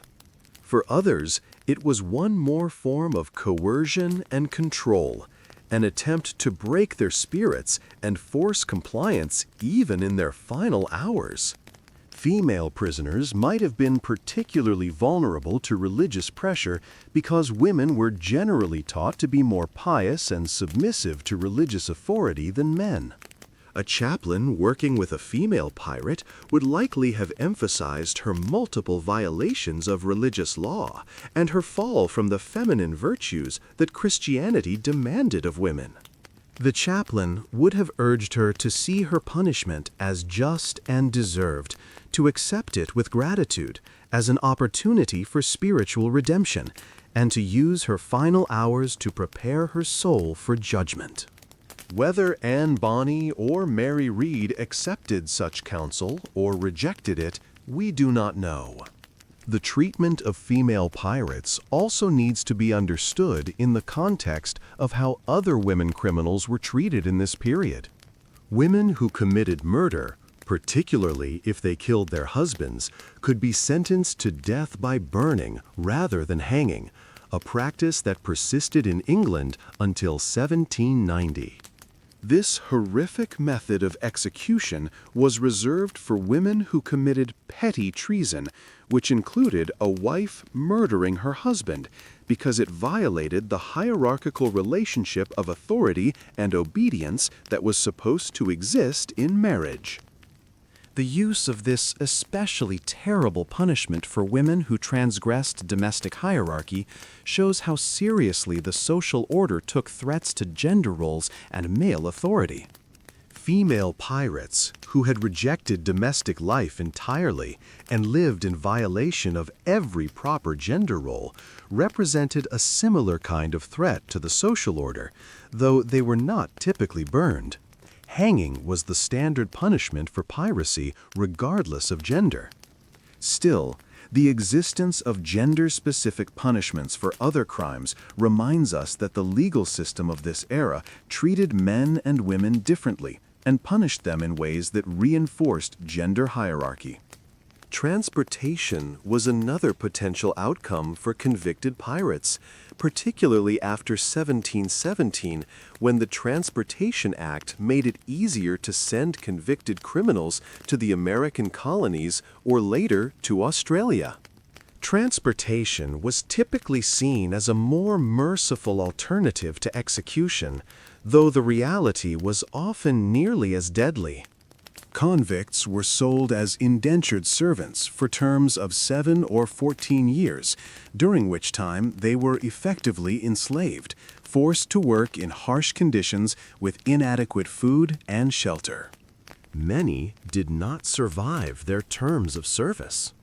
Whether any female pirates were transported rather than executed is difficult to determine from surviving records, but it is certainly possible, particularly for women who were convicted of lesser charges than capital piracy or who received some form of clemency. A female pirate who was transported would have faced extraordinary challenges. She would have been a woman with a notorious past, marked as a criminal, forced into servitude, and given little chance to rebuild any kind of respectable life, even if she survived her term. Yet, transportation, at least, offered the possibility of survival and eventual freedom, which was more than the gallows provided. The experience of transportation for female convicts was particularly harsh. Women transported to the colonies were valuable as potential servants and as potential wives in settlements that had far more men than women, but this value made them vulnerable to exploitation. Female transportees might be purchased by masters who intended to use them as domestic servants, but who also subjected them to sexual exploitation. They had no legal recourse against such treatment. Their status as convicts meant they had virtually no rights, and the isolation of colonial settlements meant there were few witnesses to abuse and little accountability for masters who mistreated their servants. A woman who survived her term of transportation and gained her freedom would still face the stigma of having been a convict, which would limit her marriage prospects and employment opportunities. Some transported women eventually managed to build new lives in the colonies, marrying and establishing families, but many others remained in marginal positions, working as tavern keepers, washerwomen, or in other low-status occupations, or turning to prostitution as the only way to survive. For a woman who had been a pirate, the stigma would be even greater, and the possibility of building a respectable new life even more remote. The economic aspects of piracy and pirate capture are also relevant to understanding what happened to captured pirates of any gender. Pirates who were captured often had goods and money in their possession, and there were established procedures for dealing with this plundered property. Prize courts would hear cases about captured goods, determining what was legitimate prize and what was stolen property that should be returned to its rightful owners. The captors of pirates also had a financial interest in the capture. There were sometimes rewards offered for capturing notorious pirates, and the capturing ship or force could claim the pirate vessel itself and any goods aboard. This meant that there was a financial incentive to capture pirates alive so they could be tried and convicted, establishing the legal basis for claiming their ship and goods. For the captured pirates themselves, any money or valuables they had were typically confiscated, leaving them with nothing to hire lawyers or bribe officials. This economic dimension meant that poor pirates, who had nothing to offer and no influential connections, were far more likely to end up at the gallows than wealthy ones, who could potentially buy their way out of trouble, or at least ensure better treatment in prison and a more vigorous defense at trial. The confiscation of pirate property was not just an economic matter, but also a form of punishment and deterrence. One of the main attractions of piracy was the possibility of quick wealth, of plundering rich cargoes and living well on the proceeds. If captured pirates were allowed to keep their ill-gotten gains, or if their families could inherit those gains, then piracy might seem worth the risk, even with the possibility of capture and execution. By confiscating all property and even punishing the families of executed pirates in some cases, the authorities aimed to eliminate any economic benefit from piracy. The message was clear. Piracy might bring temporary wealth, but capture would result in the loss of everything: property, freedom, life itself. For female pirates, the economic motivations for piracy were likely even stronger than for men, given women's limited legitimate opportunities to earn money. The promise of a share of plundered goods, of financial independence, and the ability to support oneself without relying on a husband or father must have been powerfully attractive to women living in poverty or in situations of dependence and powerlessness. The confiscation of their property upon capture thus represented not just a legal penalty, but the destruction of whatever hopes for economic security had motivated their turn to piracy. The stories of female pirates that have survived tend to be those of women who were captured, tried, and whose cases generated enough documentation to be preserved. But we should remember that for every female pirate whose story we know, there were likely others whose stories are completely lost. Some women may have died at sea in battle or from disease without ever being captured. Some may have retired from piracy and successfully returned to conventional life without anyone knowing their past. Some may have been captured and executed in places or times where records were not kept or have not survived. The women whose stories we do know are not necessarily representative of all female pirates. They may have been exceptional in various ways, which is why their cases generated enough interest to be documented. This is a fundamental problem in historical research generally, and in studying women's history particularly. The sources that survive tend to tell us about exceptional cases and people, and the everyday or typical remains invisible. Modern scholarship on piracy and female pirates has grown considerably in recent decades, as historians have become more interested in questions of gender, marginalized people, and social history. Scholars have combed through trial records, newspaper accounts, ship's logs, and other primary sources looking for references to women and piracy. They have also used methodologies from gender studies and cultural history to analyze how female pirates were represented and understood in their own time.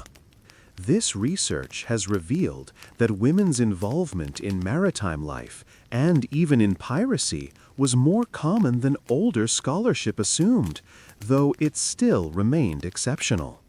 Women served on ships in various capacities, sometimes disguised as men, sometimes openly in roles like cook or servant, sometimes as passengers, and occasionally as pirates. The variety of women's experiences at sea was considerable, and understanding female pirates requires understanding this broader context of women's maritime lives. Capturing the full picture is challenging because women were often invisible in official records, their presence unmentioned, or their contributions attributed to men. When women do appear in the historical record in connection with piracy, it's usually because something dramatic happened, a capture, a trial, a particularly violent incident that forced authorities to acknowledge their presence. The impact of female pirates on popular culture and imagination has been significant and enduring, far out of proportion to their actual numbers.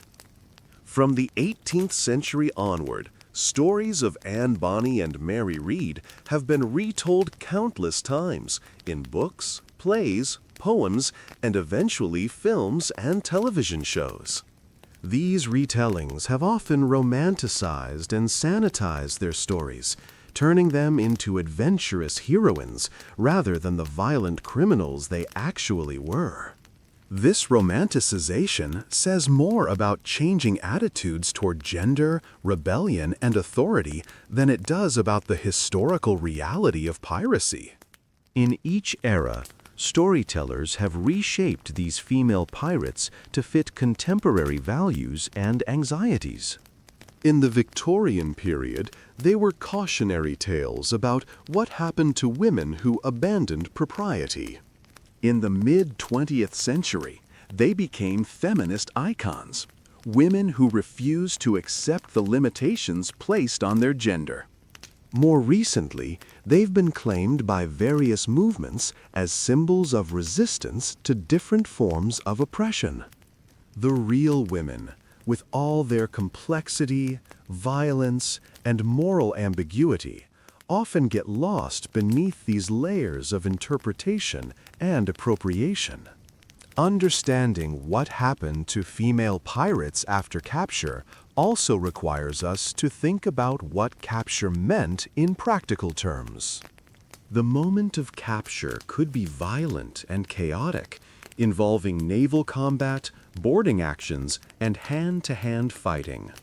Pirates who resisted capture were often killed in the fighting, and those who survived might be wounded. Women involved in these battles faced the same dangers as men, and some undoubtedly died before they could be taken prisoner. Once captured, the immediate aftermath could vary considerably depending on who had captured them and where. If captured by a naval vessel, the pirates would be kept in chains below decks for the voyage to the nearest port with a vice admiralty court. If captured by a merchant vessel or privateer, the treatment might be different, possibly worse. Pirates who were captured by victims of their own earlier attacks sometimes faced rough justice that didn't wait for official courts. There are accounts of captured pirates being summarily executed by angry crews who had suffered at pirate hands, though this was technically illegal. Whether female pirates would have been more or less likely to be killed out of hand is unknown. Their gender might have prompted either mercy or additional rage at their violation of proper feminine behavior. The conditions of imprisonment while awaiting trial deserve more attention because this period could last weeks or even months, and the experience of imprisonment was itself a form of punishment. Colonial jails in the Caribbean were particularly notorious for their conditions.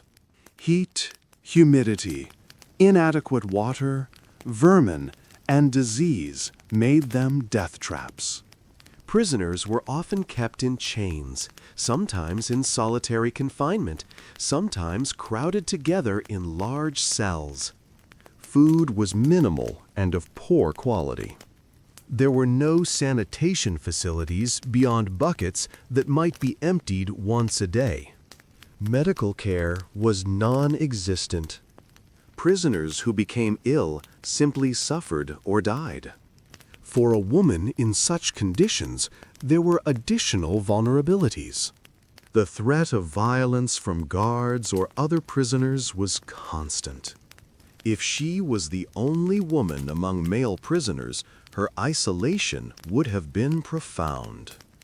If there were other female prisoners, they might have been prostitutes, thieves, or debtors, women from society's margins who might have been hostile to a notorious female pirate.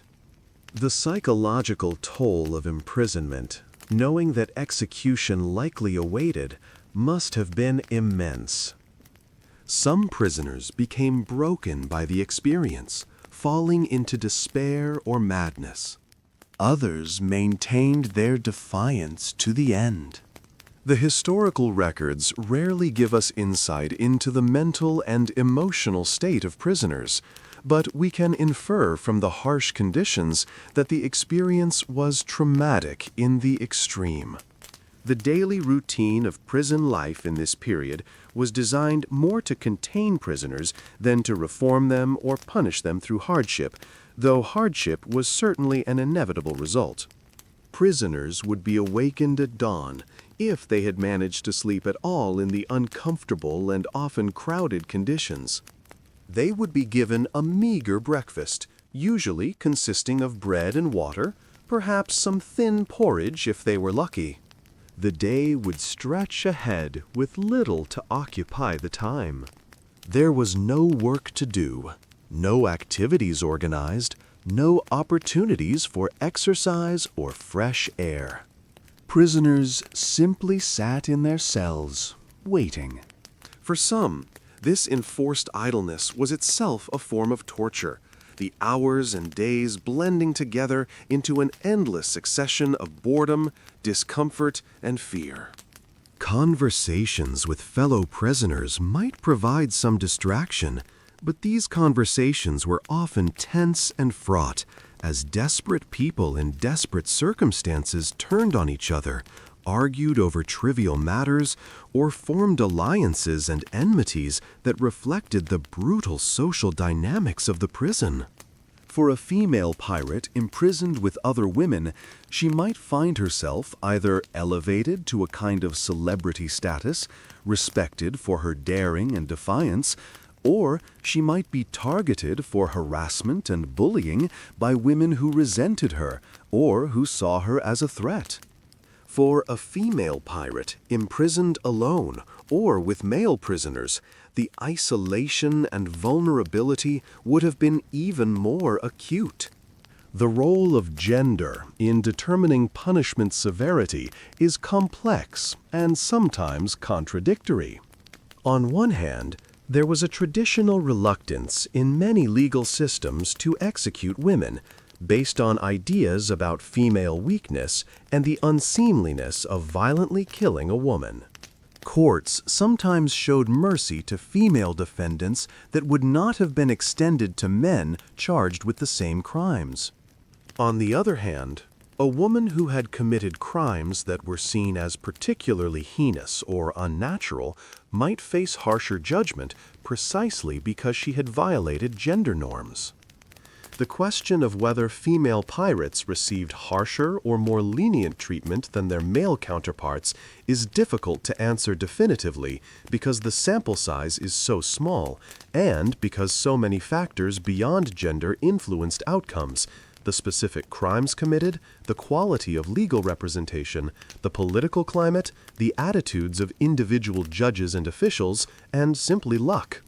What we can say is that gender was never irrelevant to how these women were treated.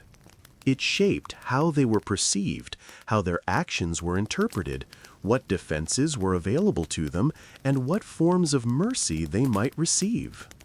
A male pirate was judged primarily on his crimes, but a female pirate was judged both on her crimes and on her violation of proper womanhood.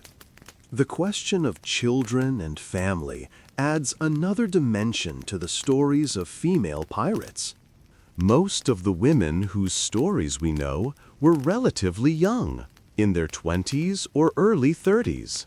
Some had children from previous relationships, some became pregnant while actively engaged in piracy. The fate of these children is rarely mentioned in the historical record, but it represents a human tragedy that accompanied the larger drama of piracy and punishment. A woman executed for piracy left behind orphaned children. A woman who died in prison left behind children who would never know what happened to their mother. A woman who was transported left behind children she would likely never see again. The social support systems for such children were minimal. In an era before state welfare programs, orphaned children were dependent on extended family, church charity, or nothing at all. They faced poverty, social stigma, and uncertain futures. If it became known that their mother had been a pirate, they would carry that stigma throughout their lives.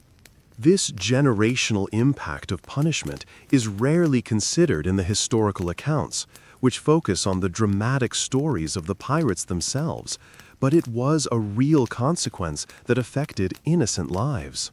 The emotional bonds between mothers and children in this period were as strong as in any other time, despite historical stereotypes suggesting that people in the past were somehow less attached to their children due to high infant mortality. A woman facing execution or long imprisonment, knowing she would be separated from her children forever, would have experienced devastating grief and anguish. A woman giving birth in prison, knowing the child would be taken from her, might have experienced profound ambivalence, joy at the new life, despair at the inevitable separation, fear for the child's future. These emotional experiences left no trace in the official records, which recorded only facts and legal proceedings, but they were no less real for being unrecorded. When we think about what happened to female pirates after capture, we must remember these human dimensions of the story, the emotional and psychological suffering that accompanied the physical punishment and legal processes. The international nature of piracy also affected what happened to captured pirates. Piracy was by definition a crime that crossed national boundaries. Pirates attacked ships of any nation and operated in international waters. This meant that a pirate captured by one nation might have committed crimes against victims of another nation. Diplomatic complications could arise, particularly in cases involving privateers who claimed to be operating under letters of marque from one nation while attacking ships of another nation that did not recognize those commissions. Female pirates involved in such international incidents faced the same complications as male pirates, but their gender sometimes added another layer of diplomatic delicacy. The execution of a woman was always more controversial than the execution of a man, and if that woman was a citizen of one country being executed by another country, it could generate diplomatic friction.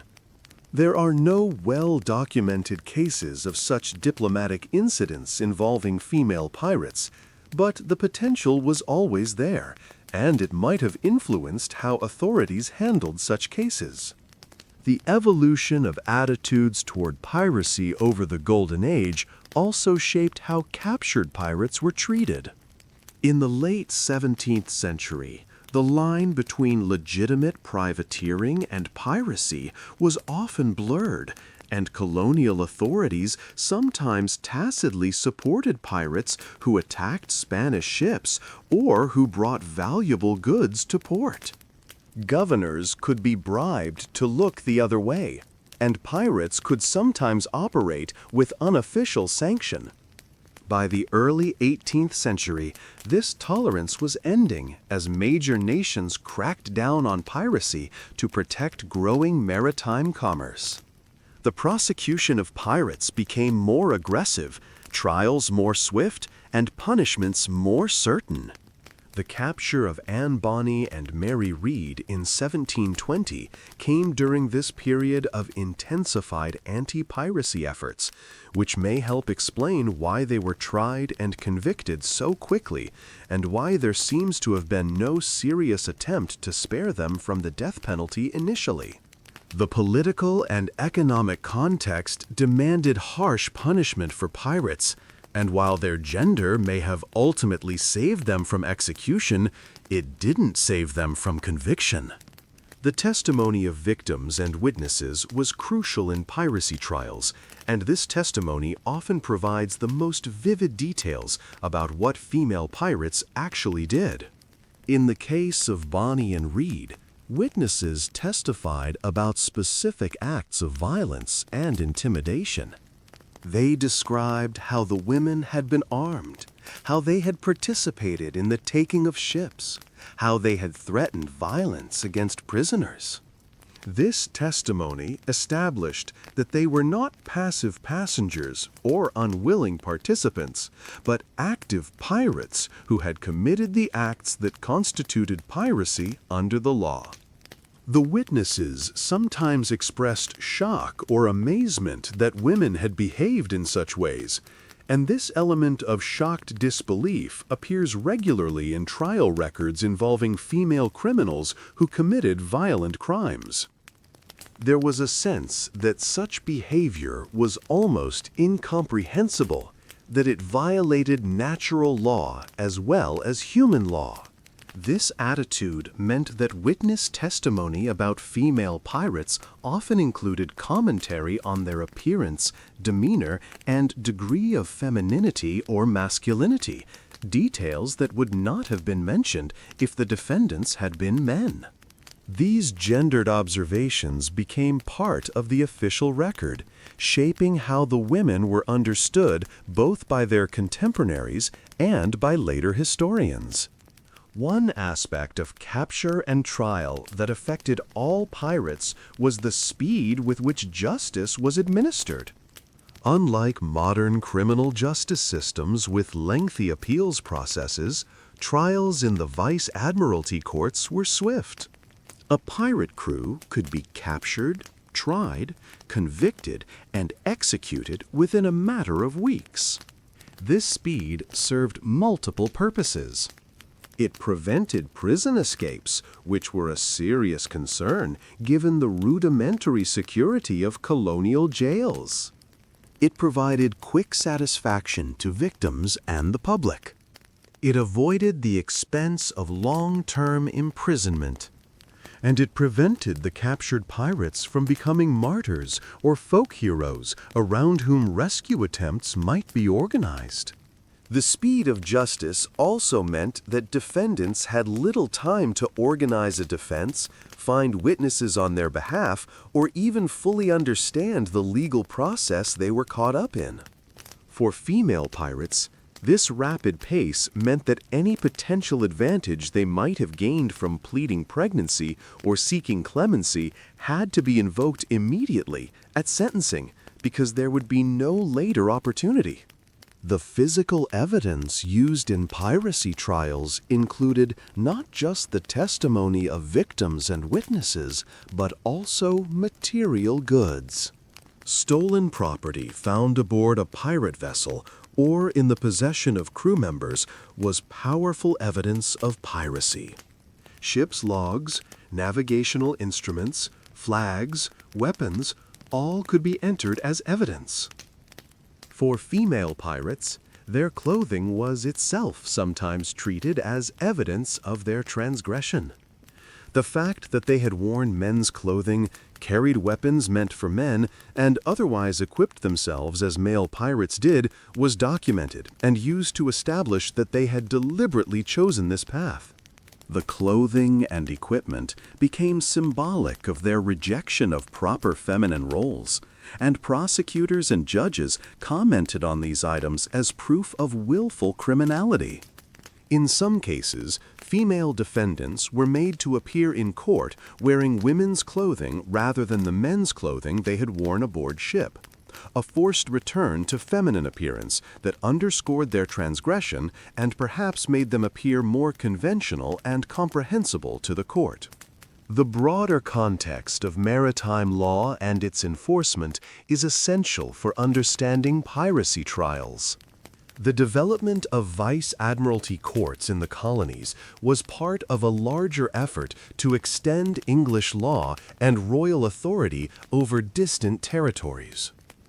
These courts heard cases involving maritime matters, smuggling, illegal trading, disputes over cargoes and wages, and piracy.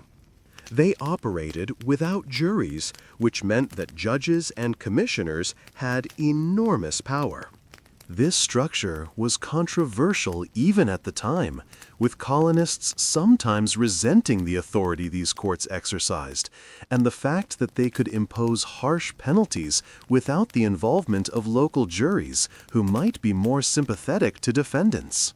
For pirates standing trial, the lack of a jury meant that their fate rested entirely with officials who had strong political and economic incentives to convict and punish pirates harshly. A jury drawn from the local population might have included people who had benefited from pirates spending their plunder in port, or who had family connections to the accused, or who simply sympathized with outlaws standing against authority. The commissioners of a vice admiralty court had no such sympathies. They represented royal authority and commercial interests, and they understood that their role was to suppress piracy decisively. The aftermath of execution for the families and associates of pirates was another largely undocumented aspect of these stories. When a pirate was executed, what happened to any property they might have left behind? What happened to their shipmates who had escaped or who were acquitted? What happened to people who had harbored or assisted them? The legal principle of corruption of blood, which held that the family of an executed traitor or felon could lose their property and inheritance rights, was sometimes applied in piracy cases, though enforcement varied. The stigma attached to being related to or associated with an executed pirate was significant. Communities might shun the families of pirates, making it difficult for them to find work or marriage partners. On the other hand, in communities where pirates were seen as romantic figures, or where anti-authority sentiment ran strong, the families of executed pirates might be treated sympathetically. For female pirates specifically, their families faced the additional burden of shame associated with having a female relative who had violated every norm of respectable femininity. A family might try to conceal or minimize this connection, claiming the woman had been mad, or had been kidnapped and forced into piracy, or simply refusing to acknowledge the relationship. The religious interpretations of female pirates and their fates were significant in this deeply religious age. Christianity in this period generally taught that women were daughters of Eve, prone to weakness and sin, and that they required male guidance and authority to keep them on a righteous path. A woman who rejected male authority and lived independently was seen as particularly vulnerable to spiritual corruption. Pirates in general were understood to be in a state of sin, having rejected lawful society and turned to violence and theft. But female pirates represented a double fall, first from grace as Christians, and second from their proper place as women. The spiritual condition of these women was a matter of concern for the religious authorities who had access to them in prison. The goal was to bring them to repentance before execution, to save their souls even if their bodies were forfeit.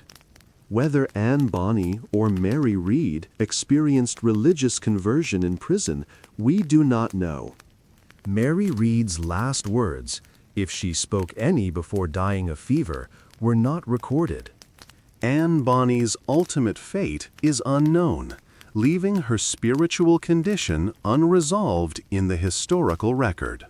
This uncertainty bothered contemporary writers who wanted the moral of the story to be clear. Sin leads to punishment, and redemption comes through repentance. Stories that ended ambiguously, with the fate of the sinner unknown, were troubling because they failed to provide the expected moral lesson.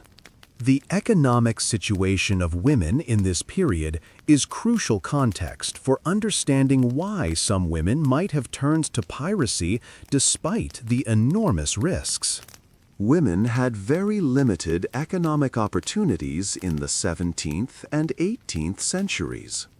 Most women's work was poorly paid and precarious: domestic service, needlework, laundry, market selling, or worse.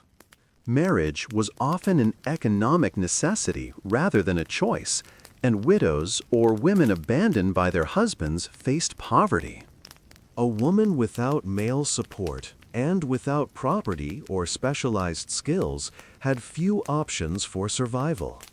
The sea offered economic opportunities that were unavailable on land.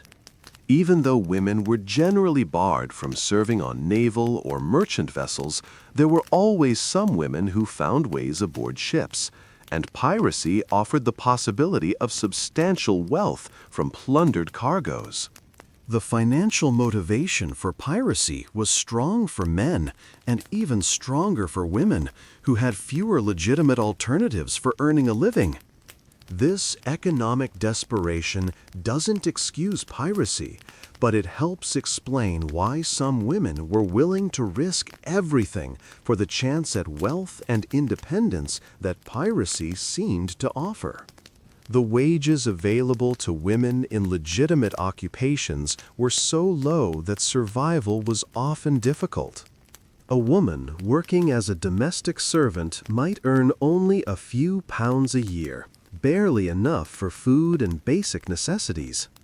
A seamstress or laundress might earn slightly more, but would work long hours in difficult conditions with no job security.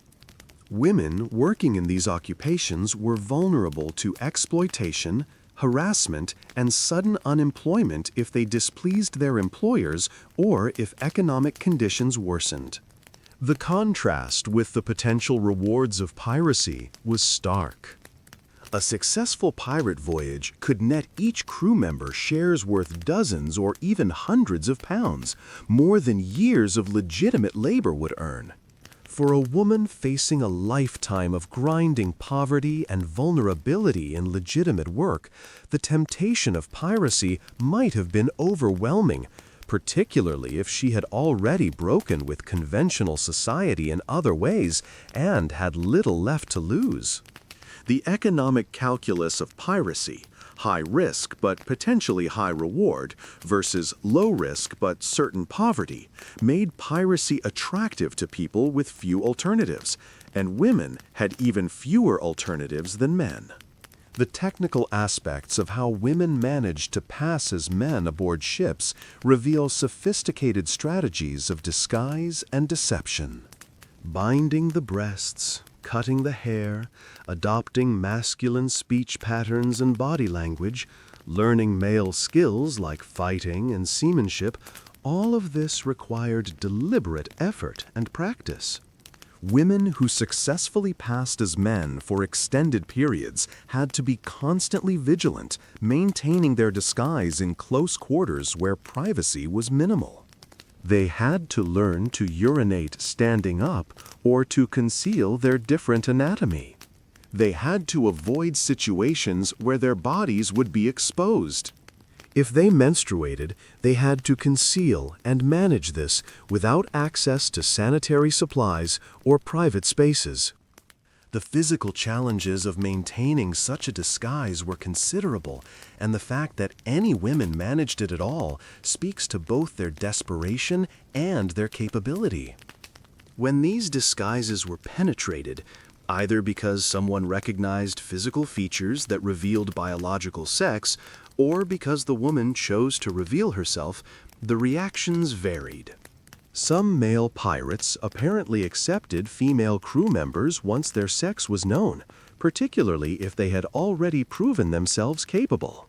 But this acceptance was far from universal, and a woman revealed to be female aboard a pirate ship was vulnerable to violence and assault unless she had powerful protectors.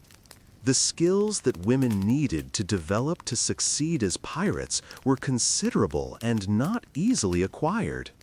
Seamanship required knowledge of how to handle ropes and sails, how to climb rigging, how to work as part of a coordinated team to maneuver a ship.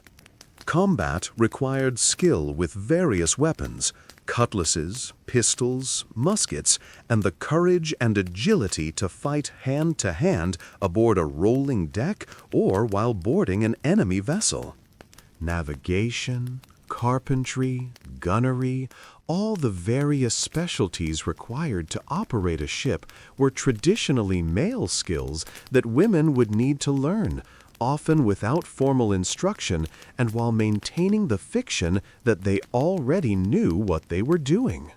The fact that women like Anne Bonny and Mary Read apparently became competent pirates, respected by their male shipmates for their abilities, suggests they were quick learners, physically capable, and determined to master these skills. They could not afford to be weak or incompetent. A pirate who couldn't pull their weight was a burden to the crew and might be abandoned or thrown overboard. Female pirates had to be at least as capable as their male counterparts, and probably more so, to overcome the prejudice against women and prove they deserved their place aboard ship. The legal concept of notorious criminals is relevant to understanding how female pirates were treated. Some pirates became so famous or infamous that their names were widely known, and this notoriety affected their treatment by authorities. A notorious pirate who was captured represented a valuable propaganda opportunity.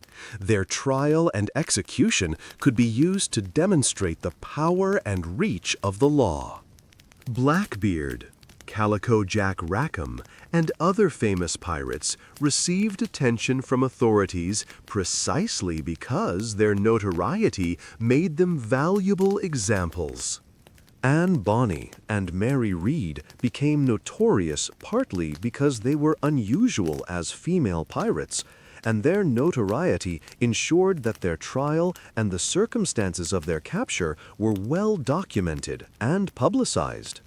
If they had been obscure pirates captured without fanfare, they might have been quickly tried and executed without any of their story being preserved. Their fame, paradoxically, may have contributed to Anne Bonny's survival. A notorious pirate who escaped execution was a source of ongoing fascination and speculation, while an obscure pirate quickly executed was forgotten. The cultural representations of female pirates in ballads, pamphlets, and popular literature of the period reveal how society processed these transgressive figures. Ballads about pirates were immensely popular, sold as broadsides at executions and in the streets, and sung in taverns. These ballads usually combined moral condemnation with grudging admiration for pirate courage and defiance.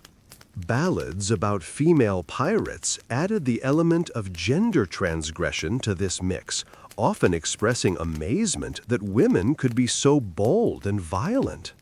Some ballads emphasized the women's beauty and femininity, creating a contrast with their violent actions. Others described them as masculine or unnatural. Still others focused on their eventual punishment as proof that crime does not pay and that women who abandon their proper roles come to bad ends. These popular cultural products were how most people learned about female pirates, and they shaped popular understanding far more than trial records or official documents ever could. The stories were simplified, sensationalized, and moralized, turning complex human beings into archetypes and cautionary tales. The practical challenge of determining what happened to specific female pirates centuries after the fact is immense. Records were lost, destroyed, or never created in the first place. Colonial administrations were often chaotic and poorly organized, with documents going missing or being discarded. Natural disasters like hurricanes destroyed port towns and their records. Wars disrupted record-keeping. The people who might have known what happened to Anne Bonny or other female pirates died without writing down their knowledge. Even when records survive, they can be ambiguous or incomplete. A mention of Anne Bonny in a later record might or might not refer to the pirate. It was a common enough name that positive identification is difficult without additional details.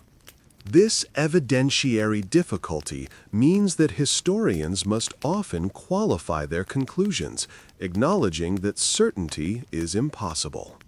The mystery of what happened to Anne Bonny after her trial has persisted for 3 centuries, precisely because the evidence that would resolve it has not been found and may not exist.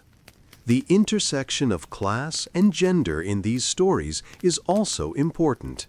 The few female pirates whose stories we know in detail came from different class backgrounds.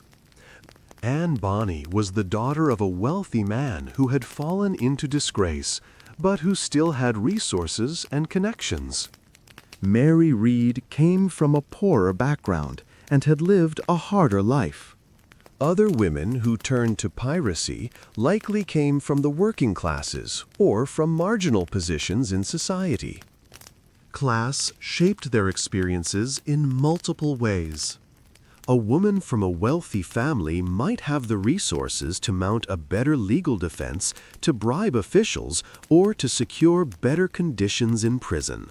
She might have family willing and able to intervene on her behalf. A poor woman had none of these advantages. Class also shaped how women were perceived and judged. A gentlewoman who turned to piracy was seen as having fallen further and having betrayed her class position as well as her gender.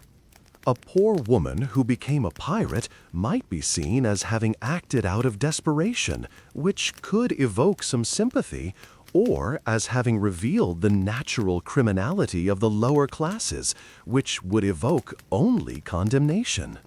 The intersection of these identities meant that no 2 female pirates would have experienced capture and punishment in exactly the same way.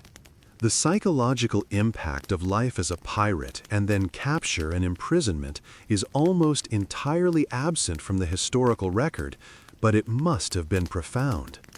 Living as a pirate required constant alertness, regular exposure to violence, participation in acts that would trouble most people's consciences, and the knowledge that capture likely meant death. The stress of maintaining a disguise for women passing as men would have been enormous. Then capture brought a different kind of trauma, The sudden transition from relative freedom to complete captivity, the certainty or near certainty of execution, the degrading conditions of imprisonment, and the public spectacle of trial and condemnation. Some people broke under this pressure, becoming incoherent or catatonic.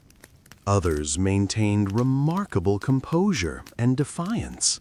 We get glimpses of these psychological states in accounts of how prisoners behaved at trial or on the scaffold, but these are only glimpses, filtered through the observations of people who had their own agendas in describing the prisoners. The inner emotional and psychological reality of female pirates facing death remains largely inaccessible to us, but we can be certain it involved fear, anger, perhaps regret, possibly defiance, and surely some reckoning with mortality and legacy. The question of legacy and historical memory brings us toward the end of this exploration. Why do we still talk about Anne Bonny and Mary Read 3 centuries after their trial? Why have their stories endured while those of thousands of male pirates have been forgotten? Part of the answer is their gender. They stand out because they were exceptions, women in a male world. Part of it is the dramatic nature of their story. The battle where they fought while the men hid, the trial, the pregnancy defense, the mysterious disappearance of one, and the prison death of the other. Part of it is that their story was preserved and publicized in that 1724 book that became the foundation for most subsequent pirate history. But perhaps part of it is also that their story raises questions that resonate across centuries, questions about gender roles and limitations, about women's agency and autonomy, about justice and punishment, about how society deals with people who violate its fundamental norms. These are not questions unique to the early 18th century. Every society must grapple with them, and the story of female pirates provides a dramatic case study for exploring these issues. The fact that we still don't know what happened to Anne Bonny adds to, rather than detracts from the story's power. The mystery invites us to imagine possibilities, to project our own values and assumptions onto the blank space where her fate should be recorded. In the end, what happened to female pirates after capture varied depending on many factors: the specific circumstances of their capture, the jurisdiction where they were tried, the evidence against them, their own behavior and choices, the officials who judged them, and the social and political context of the moment. Some were executed, dying on the gallows as examples to others. Some died in prison before execution, victims of disease, childbirth complications, or the horrific conditions of incarceration. Some may have been transported to colonies as convict laborers. Some may have received pardons or had their sentences commuted. And at least one, Anne Bonny, simply vanishes from history, her ultimate fate unknown. What united all these women was that they had violated profound social norms, had lived lives of violence and freedom that were supposed to be impossible for their gender, and had faced legal systems and societies that didn't quite know how to process their existence. They were anomalies, exceptions, women who slipped through the cracks of the rigid gender roles of their era and lived, however briefly, according to their own rules. When they were captured, society attempted to reassert control, to punish them for their crimes and for their gender transgression, to make examples of them that would discourage other women from following their paths. Whether these punishments achieved their intended goals is questionable. The legend of Anne Bonny and Mary Read has inspired rather than deterred women for 3 centuries, standing as a reminder that women have always found ways to exceed the limitations placed upon them, even when the costs were catastrophic. The fate of female pirates after capture was often grim, but their stories, fragmentary and filtered through prejudice as they are, remain powerful testaments to human complexity, to the ability of individuals to defy expectations, and to the eternal tension between social order and individual freedom. Thanks for watching this video. Good night.